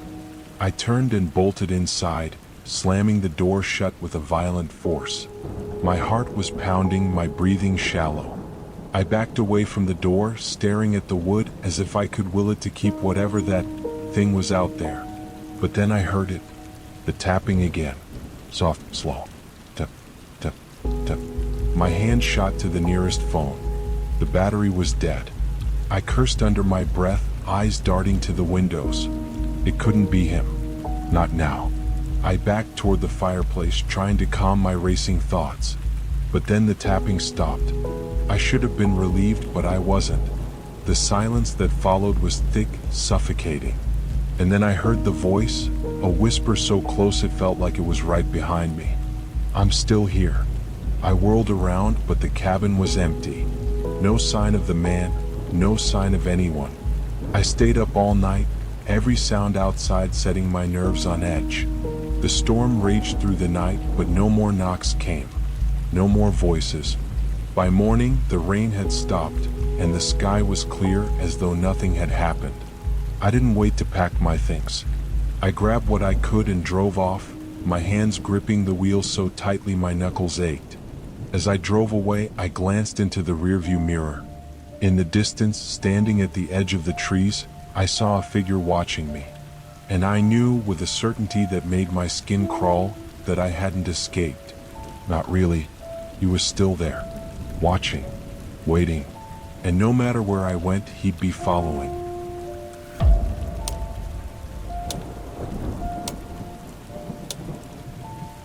I work as a doctor in a hospital in Los Angeles, and my shifts often end late at night. I'm used to the silence of the city after midnight, the streets empty and the lights faintly glowing in the distance. That night it was particularly quiet, too quiet, almost eerie. After another long shift, I called for a taxi to get home. It was a routine I'd done 100 times before. I stepped out of the hospital entrance, the cool breeze hitting my face, and checked my phone for the taxi confirmation. The app showed the usual green dot of the car approaching, and within a few minutes, the taxi pulled up in front of me. I climbed in, thanked the driver, and gave him my address, an apartment building in downtown LA. The driver was a middle-aged man, maybe in his late 40s. His hair was salt and pepper, and he wore a faded blue shirt. He didn't say much when I got in, just nodded in acknowledgement. I wasn't in the mood for small talk, so I leaned back in the seat and scrolled through my phone, checking messages from work. The usual. At first, the ride was uneventful, but then something caught my attention. We weren't heading toward the usual route.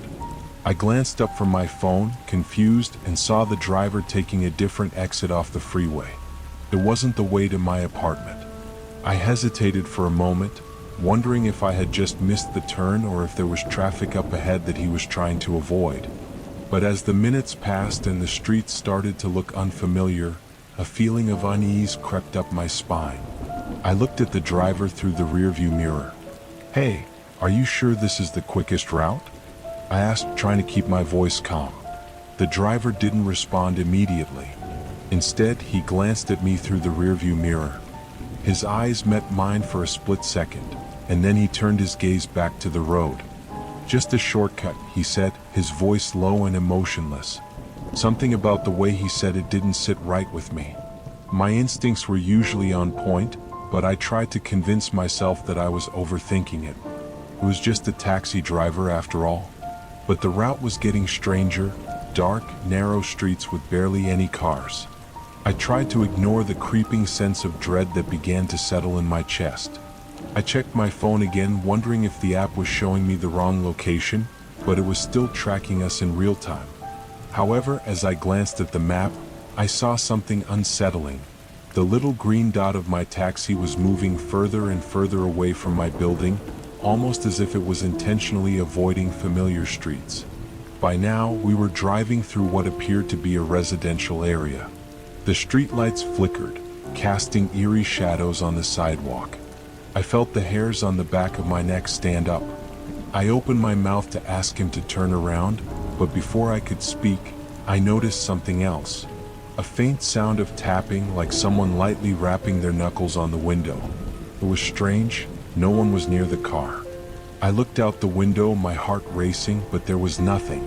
Then I noticed it.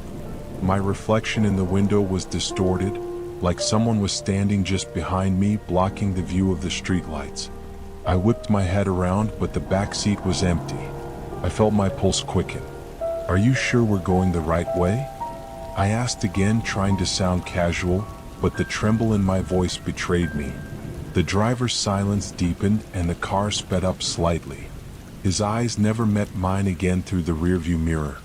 My anxiety skyrocketed. I had to get out of here. "Hey, pull over," I said firmly, hoping to sound confident. "I'll just take another cab." The driver didn't acknowledge me, but I saw his hands tighten on the steering wheel. Something was off. I was starting to panic, my thoughts racing. Why didn't he respond? Why was he driving further away from the city? I reached into my bag for my phone, but it slipped from my hands and landed on the floor. My mind was going blank, a cold sweat forming on my skin. I bent down to grab it, but when I looked up, I was startled to see that the driver was no longer focused on the road. Instead, he was looking down at something in his lap. I couldn't make out what it was, but it wasn't good.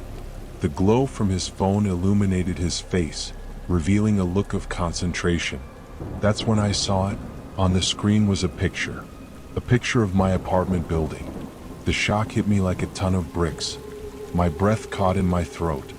I felt a sudden jolt in the car, and I realized that the driver had taken another turn. This wasn't a street near my apartment. It was leading into an alley. I didn't even recognize where we were anymore. I couldn't wait any longer. I grabbed the door handle and yanked it open, but the car was still moving. The door slammed shut before I could get out. Then the tapping noise came again, louder this time, and I could hear the sound of breathing, shallow and ragged, coming from the back of the seat. I could feel my heart thumping in my ears, and I knew I was about to lose control. Suddenly, the car screeched to a halt. I didn't even think. I threw the door open, jumped out, and ran as fast as I could. I heard the driver call out behind me, but I didn't stop. I didn't dare look back. I ran until I found a 24-hour convenience store and told the cashier to call the police. The cops arrived within minutes, but the taxi had vanished. There was no trace of the driver. The car wasn't anywhere near the alley where I had gotten out.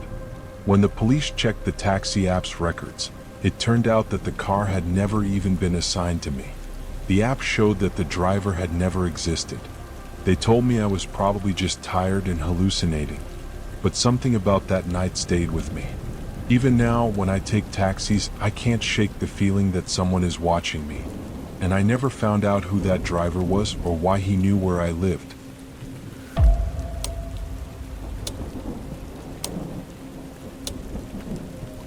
I had just finished my last project at the design agency in San Francisco and was looking forward to a much-needed break. My best friend Mia had been planning a weekend getaway for months, so when she invited me to a cabin in the mountains near Napa Valley, I couldn't say no. The thought of being away from the city, breathing fresh air, and just escaping the pressures of work felt like the perfect way to recharge. Mia had rented a secluded cabin that was about an hour outside of Napa, deep in the mountains. The direction she sent me seemed a bit off, with roads that were barely marked, but I didn't think too much of it. I was excited to disconnect, to leave behind the noise of the city.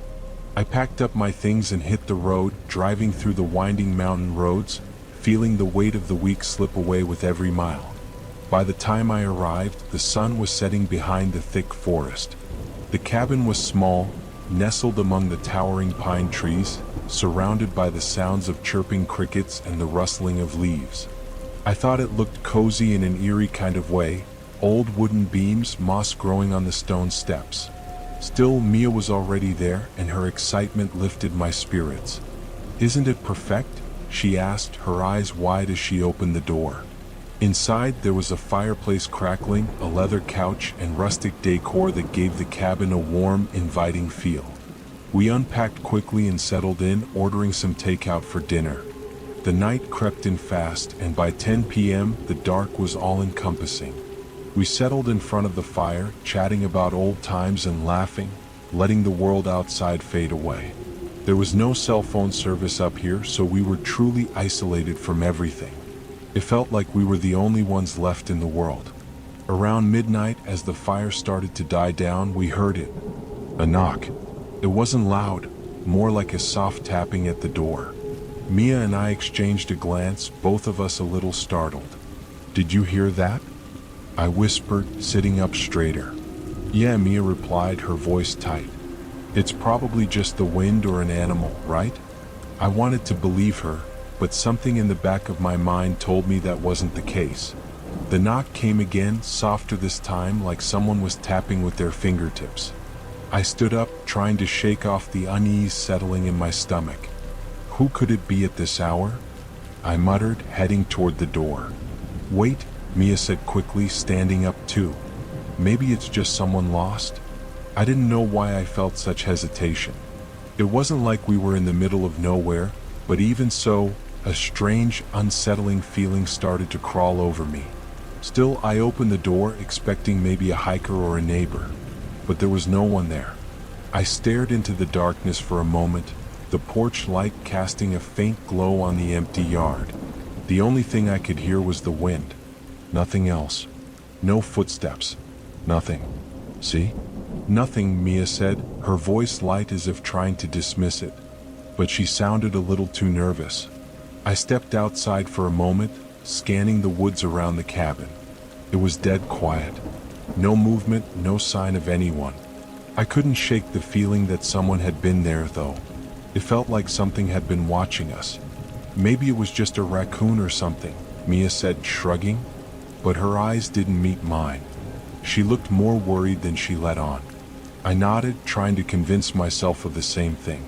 The night was cold, so I shut the door and returned to the warmth of the living room. We sat back down, but now I couldn't help but feel the oppressive silence of the place. Every creak of the house seemed louder. Every shift in the shadows felt like someone was just out of sight, watching. Around 2 a.m. we heard it again. A soft scraping noise like fingernails on the wooden floor. This time it wasn't coming from outside the cabin. It was inside. It was coming from the floorboards above us, from the bedroom. What the hell was that? Mia asked, her voice trembling. I could see it in her eyes. She was scared. I was too, but I didn't want to show it. Probably just the house settling, I said, but even as the words left my mouth, I knew they sounded weak. I hadn't heard a house settle like that before. We stared at each other for a long moment. Then, with no more words exchanged, we both stood up and slowly made our way toward the stairs.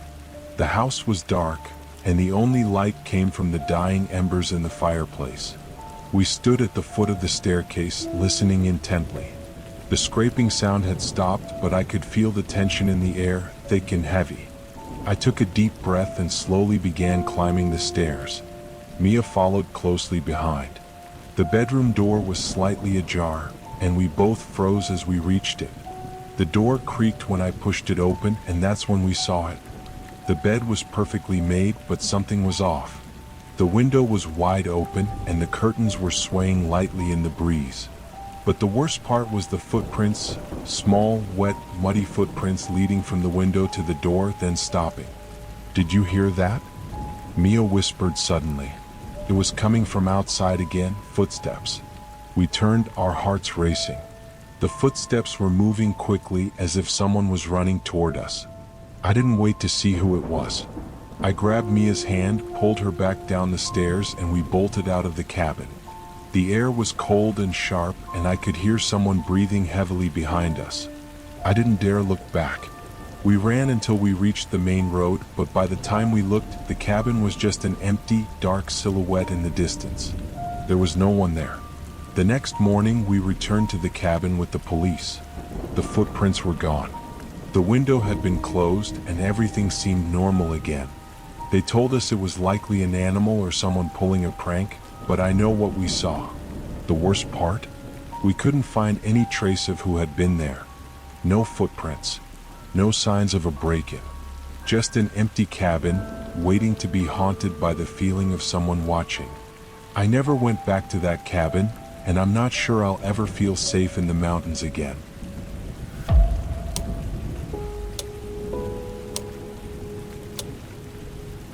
It was a typical Wednesday evening when I decided to take a walk after a long day at work.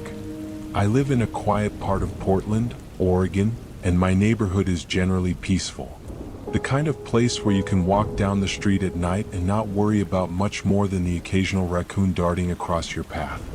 I wasn't expecting anything unusual that night, just some fresh air to clear my mind. I had just finished a long shift at the bookstore downtown, and I decided to take a walk to unwind. The air had that crisp chill that Portland gets in late fall, and the leaves crunched under my boots as I walked down the deserted streets. The streetlights flickered faintly in the distance, casting an orange glow on the pavement. It was the kind of night where the world felt just a little bit off, but nothing that would make you nervous. I'd taken this route hundreds of times. The streets were familiar, lined with small houses and tall trees, and I usually liked walking this way to clear my mind after a stressful day. But that night, as I walked past a particularly dark stretch of road between two large houses, I felt a strange sensation, like someone was watching me. At first, I dismissed it as nothing more than my imagination, but the feeling persisted.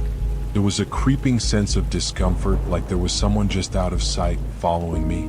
I turned down the next street, thinking it might just be the darkness playing tricks on me.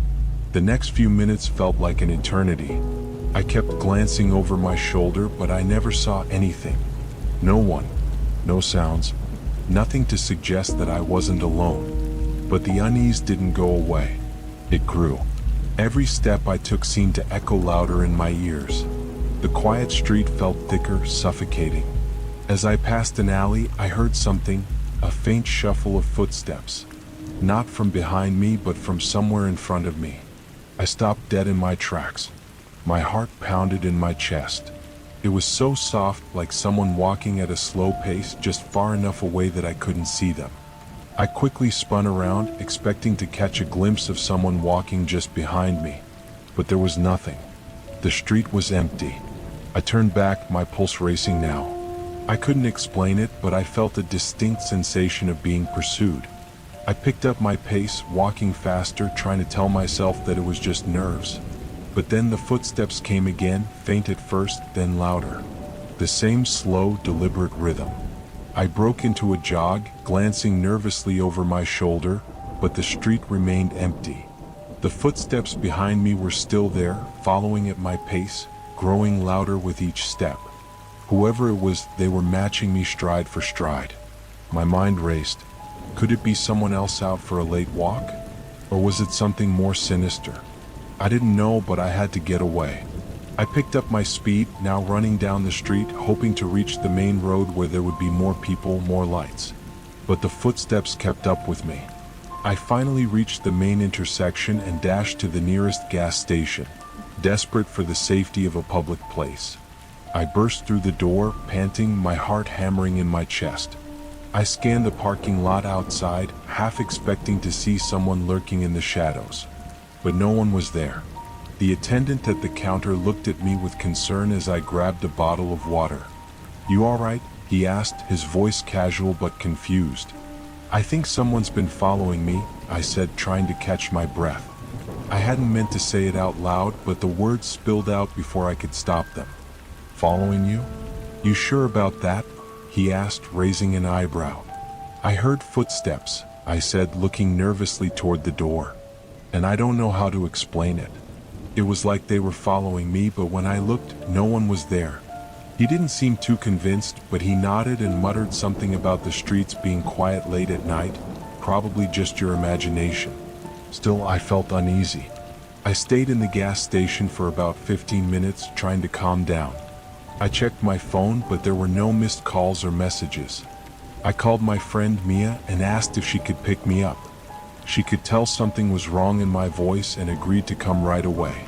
As I stepped back outside, I felt the hairs on the back of my neck stand up. The night air was cold and the streets were eerily still. I was about to step back onto the sidewalk when I heard it again, the faint shuffle of footsteps. I turned around, my heart thumping in my chest. There, at the end of the gas station parking lot, a figure stood in the shadows. I couldn't make out their face, but I could see them clearly enough to know they were watching me. I froze. My mind screamed at me to run, but my body wouldn't move. The figure took a step toward me, and I knew this was no coincidence. The person had been following me all along. I turned and ran back toward the store, but the footsteps kept up, and I could feel the presence behind me. It was as if they were right there, just a breath away. My stomach twisted in panic. My phone rang. It was Mia, but I didn't answer. I was too scared to move, too scared to look behind me. In that moment, I had a terrible realization. The footsteps weren't just a random sound. They were the sound of someone who had been following me for far longer than I had realized. The shadowy figure stepped closer, their footfalls growing louder. I pushed open the door of the gas station again, nearly stumbling as I rushed inside. "Whoever it is, they're close," I said to the attendant, my voice shaking. "Can you help me? Please, I think I'm being followed." He finally looked up, concern in his eyes. "You've got to call the cops," he said, his voice serious now. Just then, Mia pulled up and I dashed out, getting into the car as fast as I could. We drove away quickly, but I couldn't shake the feeling that the footsteps were still behind me. The next day, I filed a police report. They checked the gas station surveillance footage, but there was nothing on it. No figure. No one at the parking lot. Just me. The police said it could have been a case of paranoia, maybe a late-night jogger or someone walking their dog, but something in my gut told me that wasn't it. I still walk around Portland, but now I always feel like I'm being watched. The footsteps are still there sometimes, even when I can't hear them. And no matter how hard I try to forget, I know that someone was following me that night. But who? And why? I'm still trying to figure that out.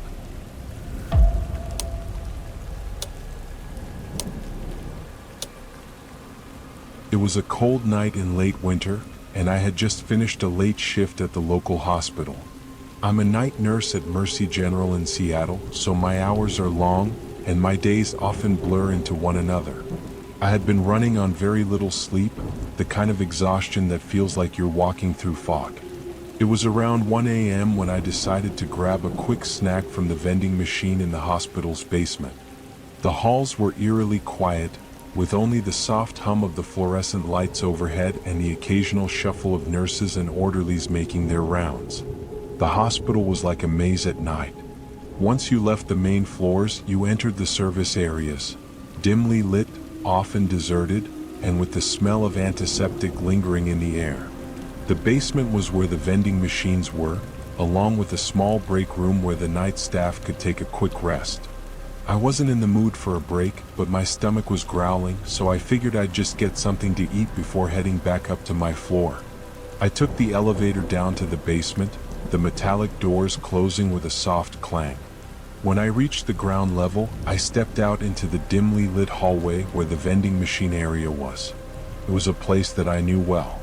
The fluorescent lights flickered above, casting long, eerie shadows on the cold tile floor.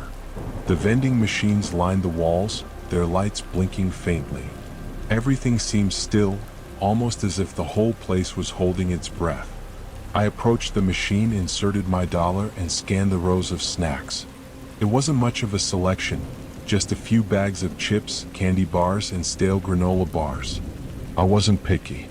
I just needed something to keep me going for the next few hours.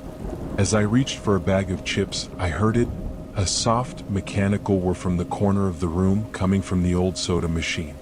At first, I thought nothing of it. The machines often made strange noises, and I figured it was just one of them acting up.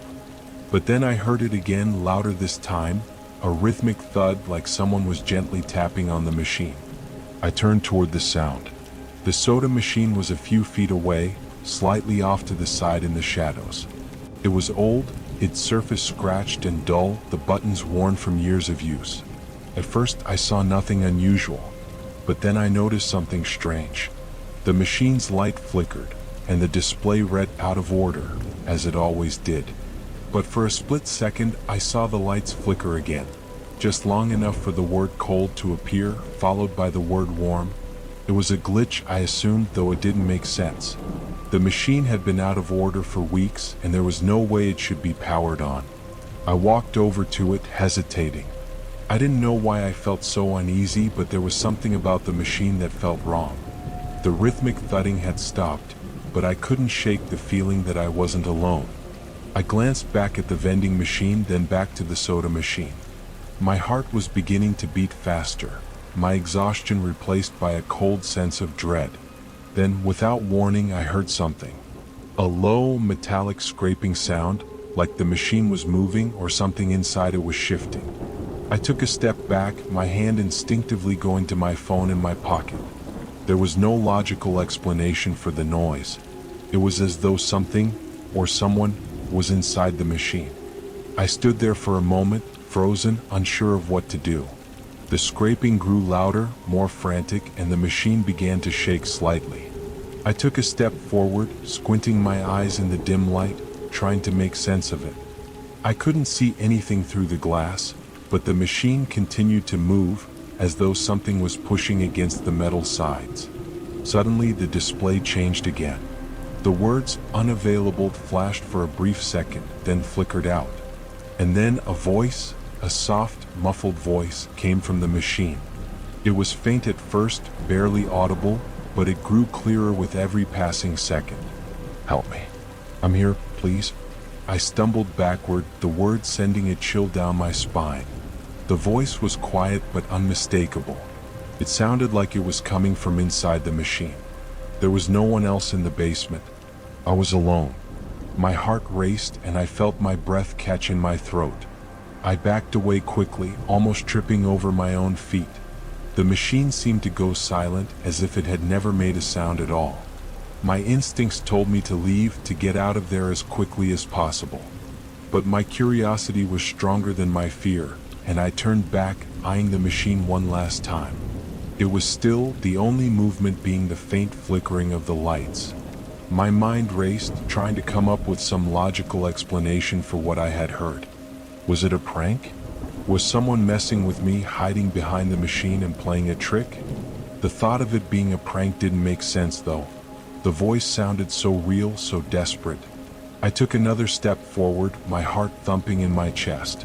I pressed my ear to the machine, listening intently. There was no sound now, no scraping, no voice. Just silence. Then, out of nowhere, the machine gave a loud clunk.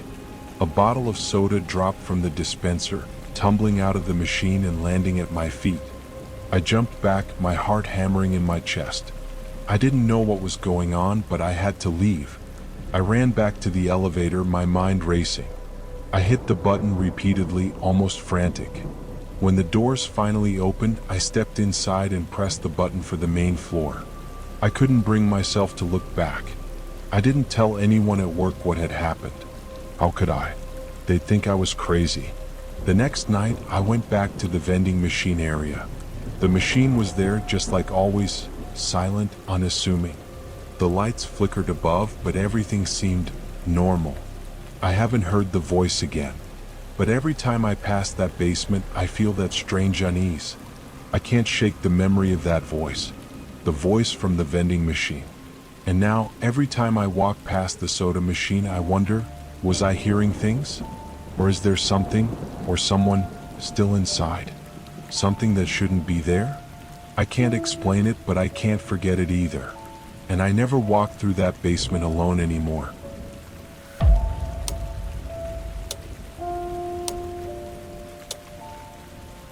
I've worked as a nurse at St. Jude's Hospital in Chicago for over 5 years, so I'm no stranger to strange situations, especially at night. The hospital is a sprawling, outdated building with long corridors, flickering lights, and rooms that always seem a little too quiet. It's the kind of place where the silence can be suffocating, and the air always smells faintly of antiseptic and bleach. But one night, something happened that I still can't explain. It was around 3 a.m. when the call came through. I was in the break room trying to get a few minutes of rest, scrolling through my phone when the pager beeped. A new admission. A man in his late 50s, apparently found wandering near the train station in a dazed state. His vitals were unstable and he had no identification. The ER team was unsure what had happened to him, but it looked like he'd been wandering for hours in the cold. I had just come off a long shift, but duty called, so I grabbed my things and made my way to the emergency department. When I arrived, the ER was as chaotic as usual. Nurses and doctors were rushing around, attending to various patients, and the overhead lights buzzed incessantly. I was briefed by the team. The man was found unconscious and disoriented, but no one knew who he was or why he was there. He wasn't responding to questions and seemed completely unaware of his surroundings. Any idea where he came from? I asked one of the doctors as we walked toward his room. We've been asking, but he just keeps mumbling incoherently. He has no ID on him and he's not talking. It's like he's not even there, the doctor replied, sounding frustrated. I entered the room and was immediately hit with the cold, sterile smell of disinfectant. The man was lying on the bed, his face pale and drawn, with dark circles under his eyes. His hands were trembling and he was sweating despite the chill in the room. The most unsettling thing, though, was his eyes. They were wide open, but they seemed vacant, as though he wasn't really seeing anything. His pupils were fixed, unblinking, and the eerie stillness of his gaze sent a shiver down my spine. I went through the usual procedure, checking his vitals, looking for signs of trauma, running some blood tests. But there was nothing definitive. The tests came back normal, though his blood pressure remained dangerously low. He wasn't reacting to any stimuli. No matter how hard I tried to wake him up or get him to respond, he just lay there, motionless. Then around 4:30 a.m., something strange happened. I was adjusting the 4 drip when I heard a faint whisper from the man's bed. At first, I thought it was just a trick of the mind, fatigue setting in after a long shift. But then it came again, clearer this time. "Help me." I froze, my heart skipping a beat. The voice sounded desperate, weak, but undeniably human. I turned to the man, still unconscious, and bent down to get closer. "Did you say something?" I whispered, half expecting the voice to stop. His lips barely moved, but the voice came again. "It's in the walls. Help me." I stepped back, my pulse quickening. It was unnerving enough that he was speaking, but what he said, it made no sense. "It's in the walls?" What was he talking about? I glanced at the clock. It was just past 4:30 a.m. I had a sinking feeling that something was off about this whole situation. The man was still unresponsive, his body limp and weak, but his words, those words weren't something I expected in an unconscious patient. I immediately alerted the doctor, telling him about the whispering. We decided to run some further tests, including a CAT scan, just to rule out any brain trauma or abnormality.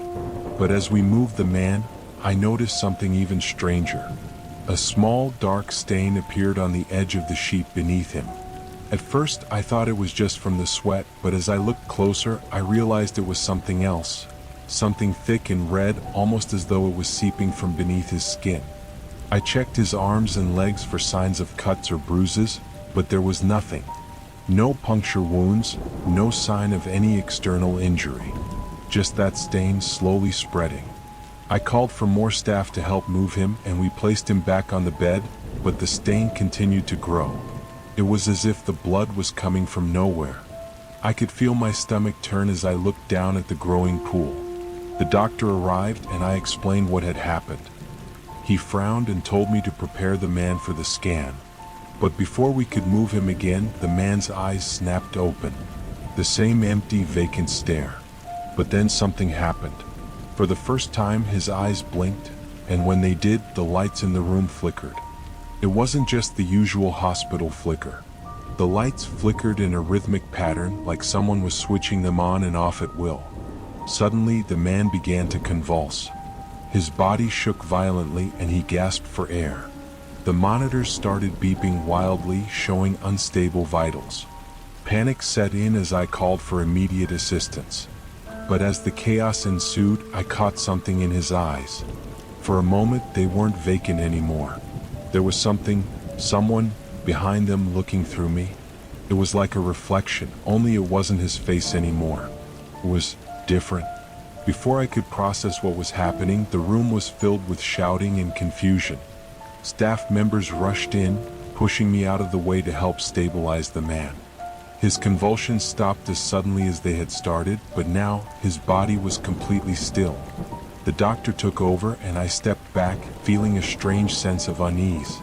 They finally managed to stabilize him, and after a while, he seemed to slip into a deep sleep. We moved him to the intensive care unit, where he would remain under observation.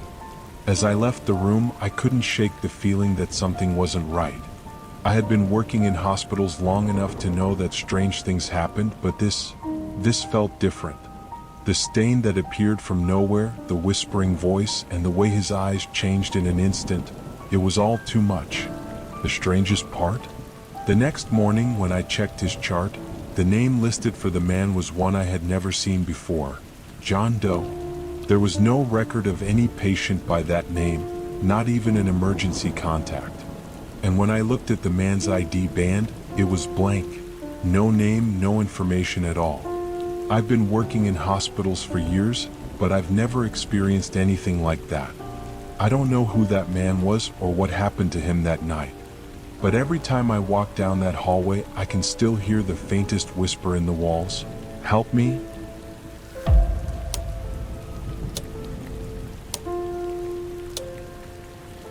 I've always loved the solitude of early morning walks along the beach.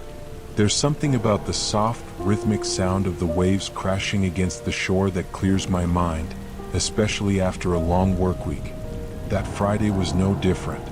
The sun was still low, casting a golden glow over the horizon as I walked along the beach near my home in Cape Cod. The sand was smooth, untouched, and there wasn't another soul in sight. I was enjoying the quiet when something strange caught my eye. Footprints.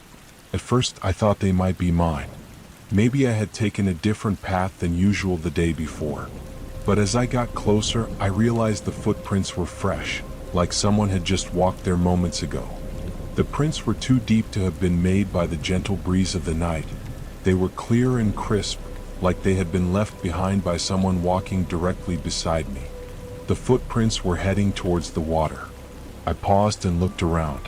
It was an unusually quiet morning. Not a single boat was in the distance, and the usual sounds of seagulls weren't echoing in the air. I felt a strange chill crawl up my spine, but I shrugged it off. It was probably just someone else enjoying the peace of the early morning too, I thought.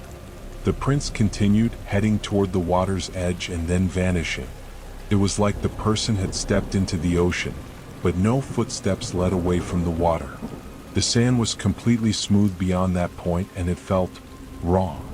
Something about it didn't sit right with me. I stared at the spot where the footprints disappeared into the surf. Had the person walked into the water and disappeared? I tried to rationalize it, thinking maybe the tide had washed away the rest of the prints. But it wasn't high tide. The water wasn't even near the spot where the footprints ended. A voice in the back of my mind told me to turn around and go back home. But something kept me there, and my curiosity began to get the better of me. I started walking along the edge of the water, searching for any sign of what had happened. That's when I saw it, something glinting in the sand just ahead. I walked over to it, my heart beating faster now. It was a piece of cloth, tattered and soaked with salt water. I knelt down to pick it up. The fabric felt odd, almost like a part of something larger, but it was torn as if someone had been in a hurry to rip it off.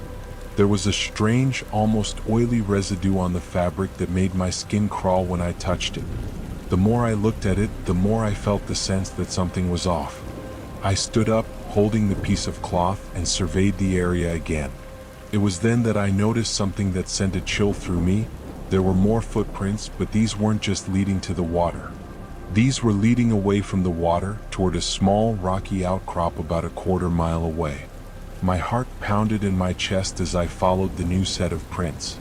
As I walked, the feeling of being watched grew stronger.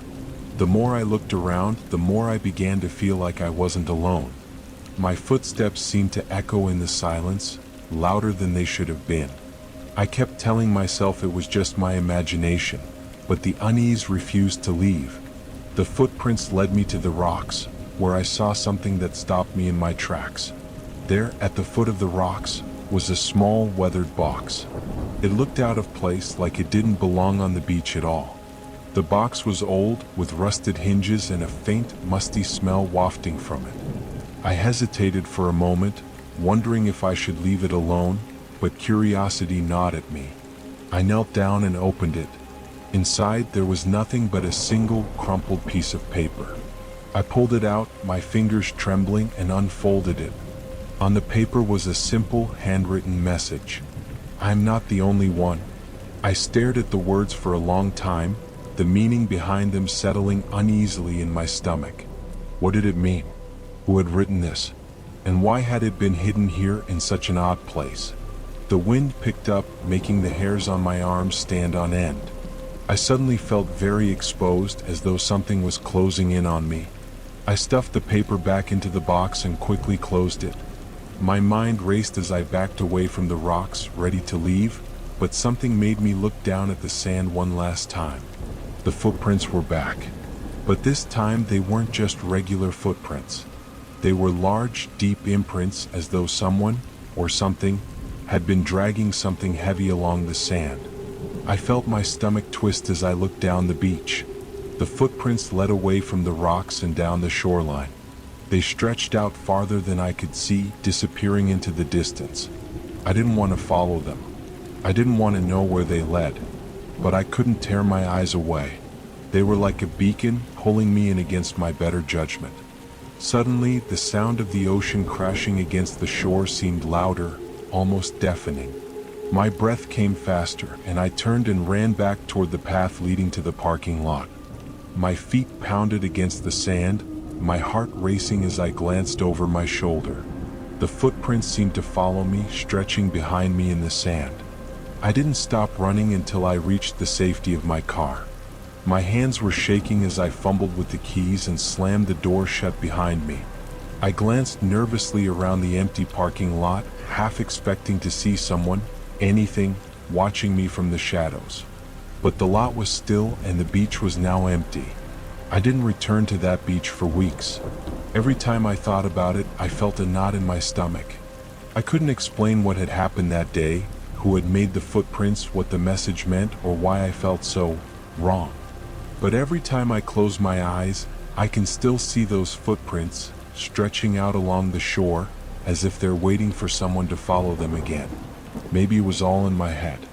But every time I hear the waves crashing against the shore, I can't shake the feeling that I'm not the only one there.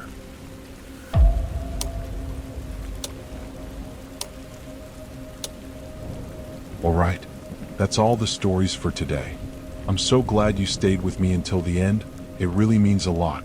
If you enjoyed this video, don't forget to like, comment, and subscribe. I'll see you next time.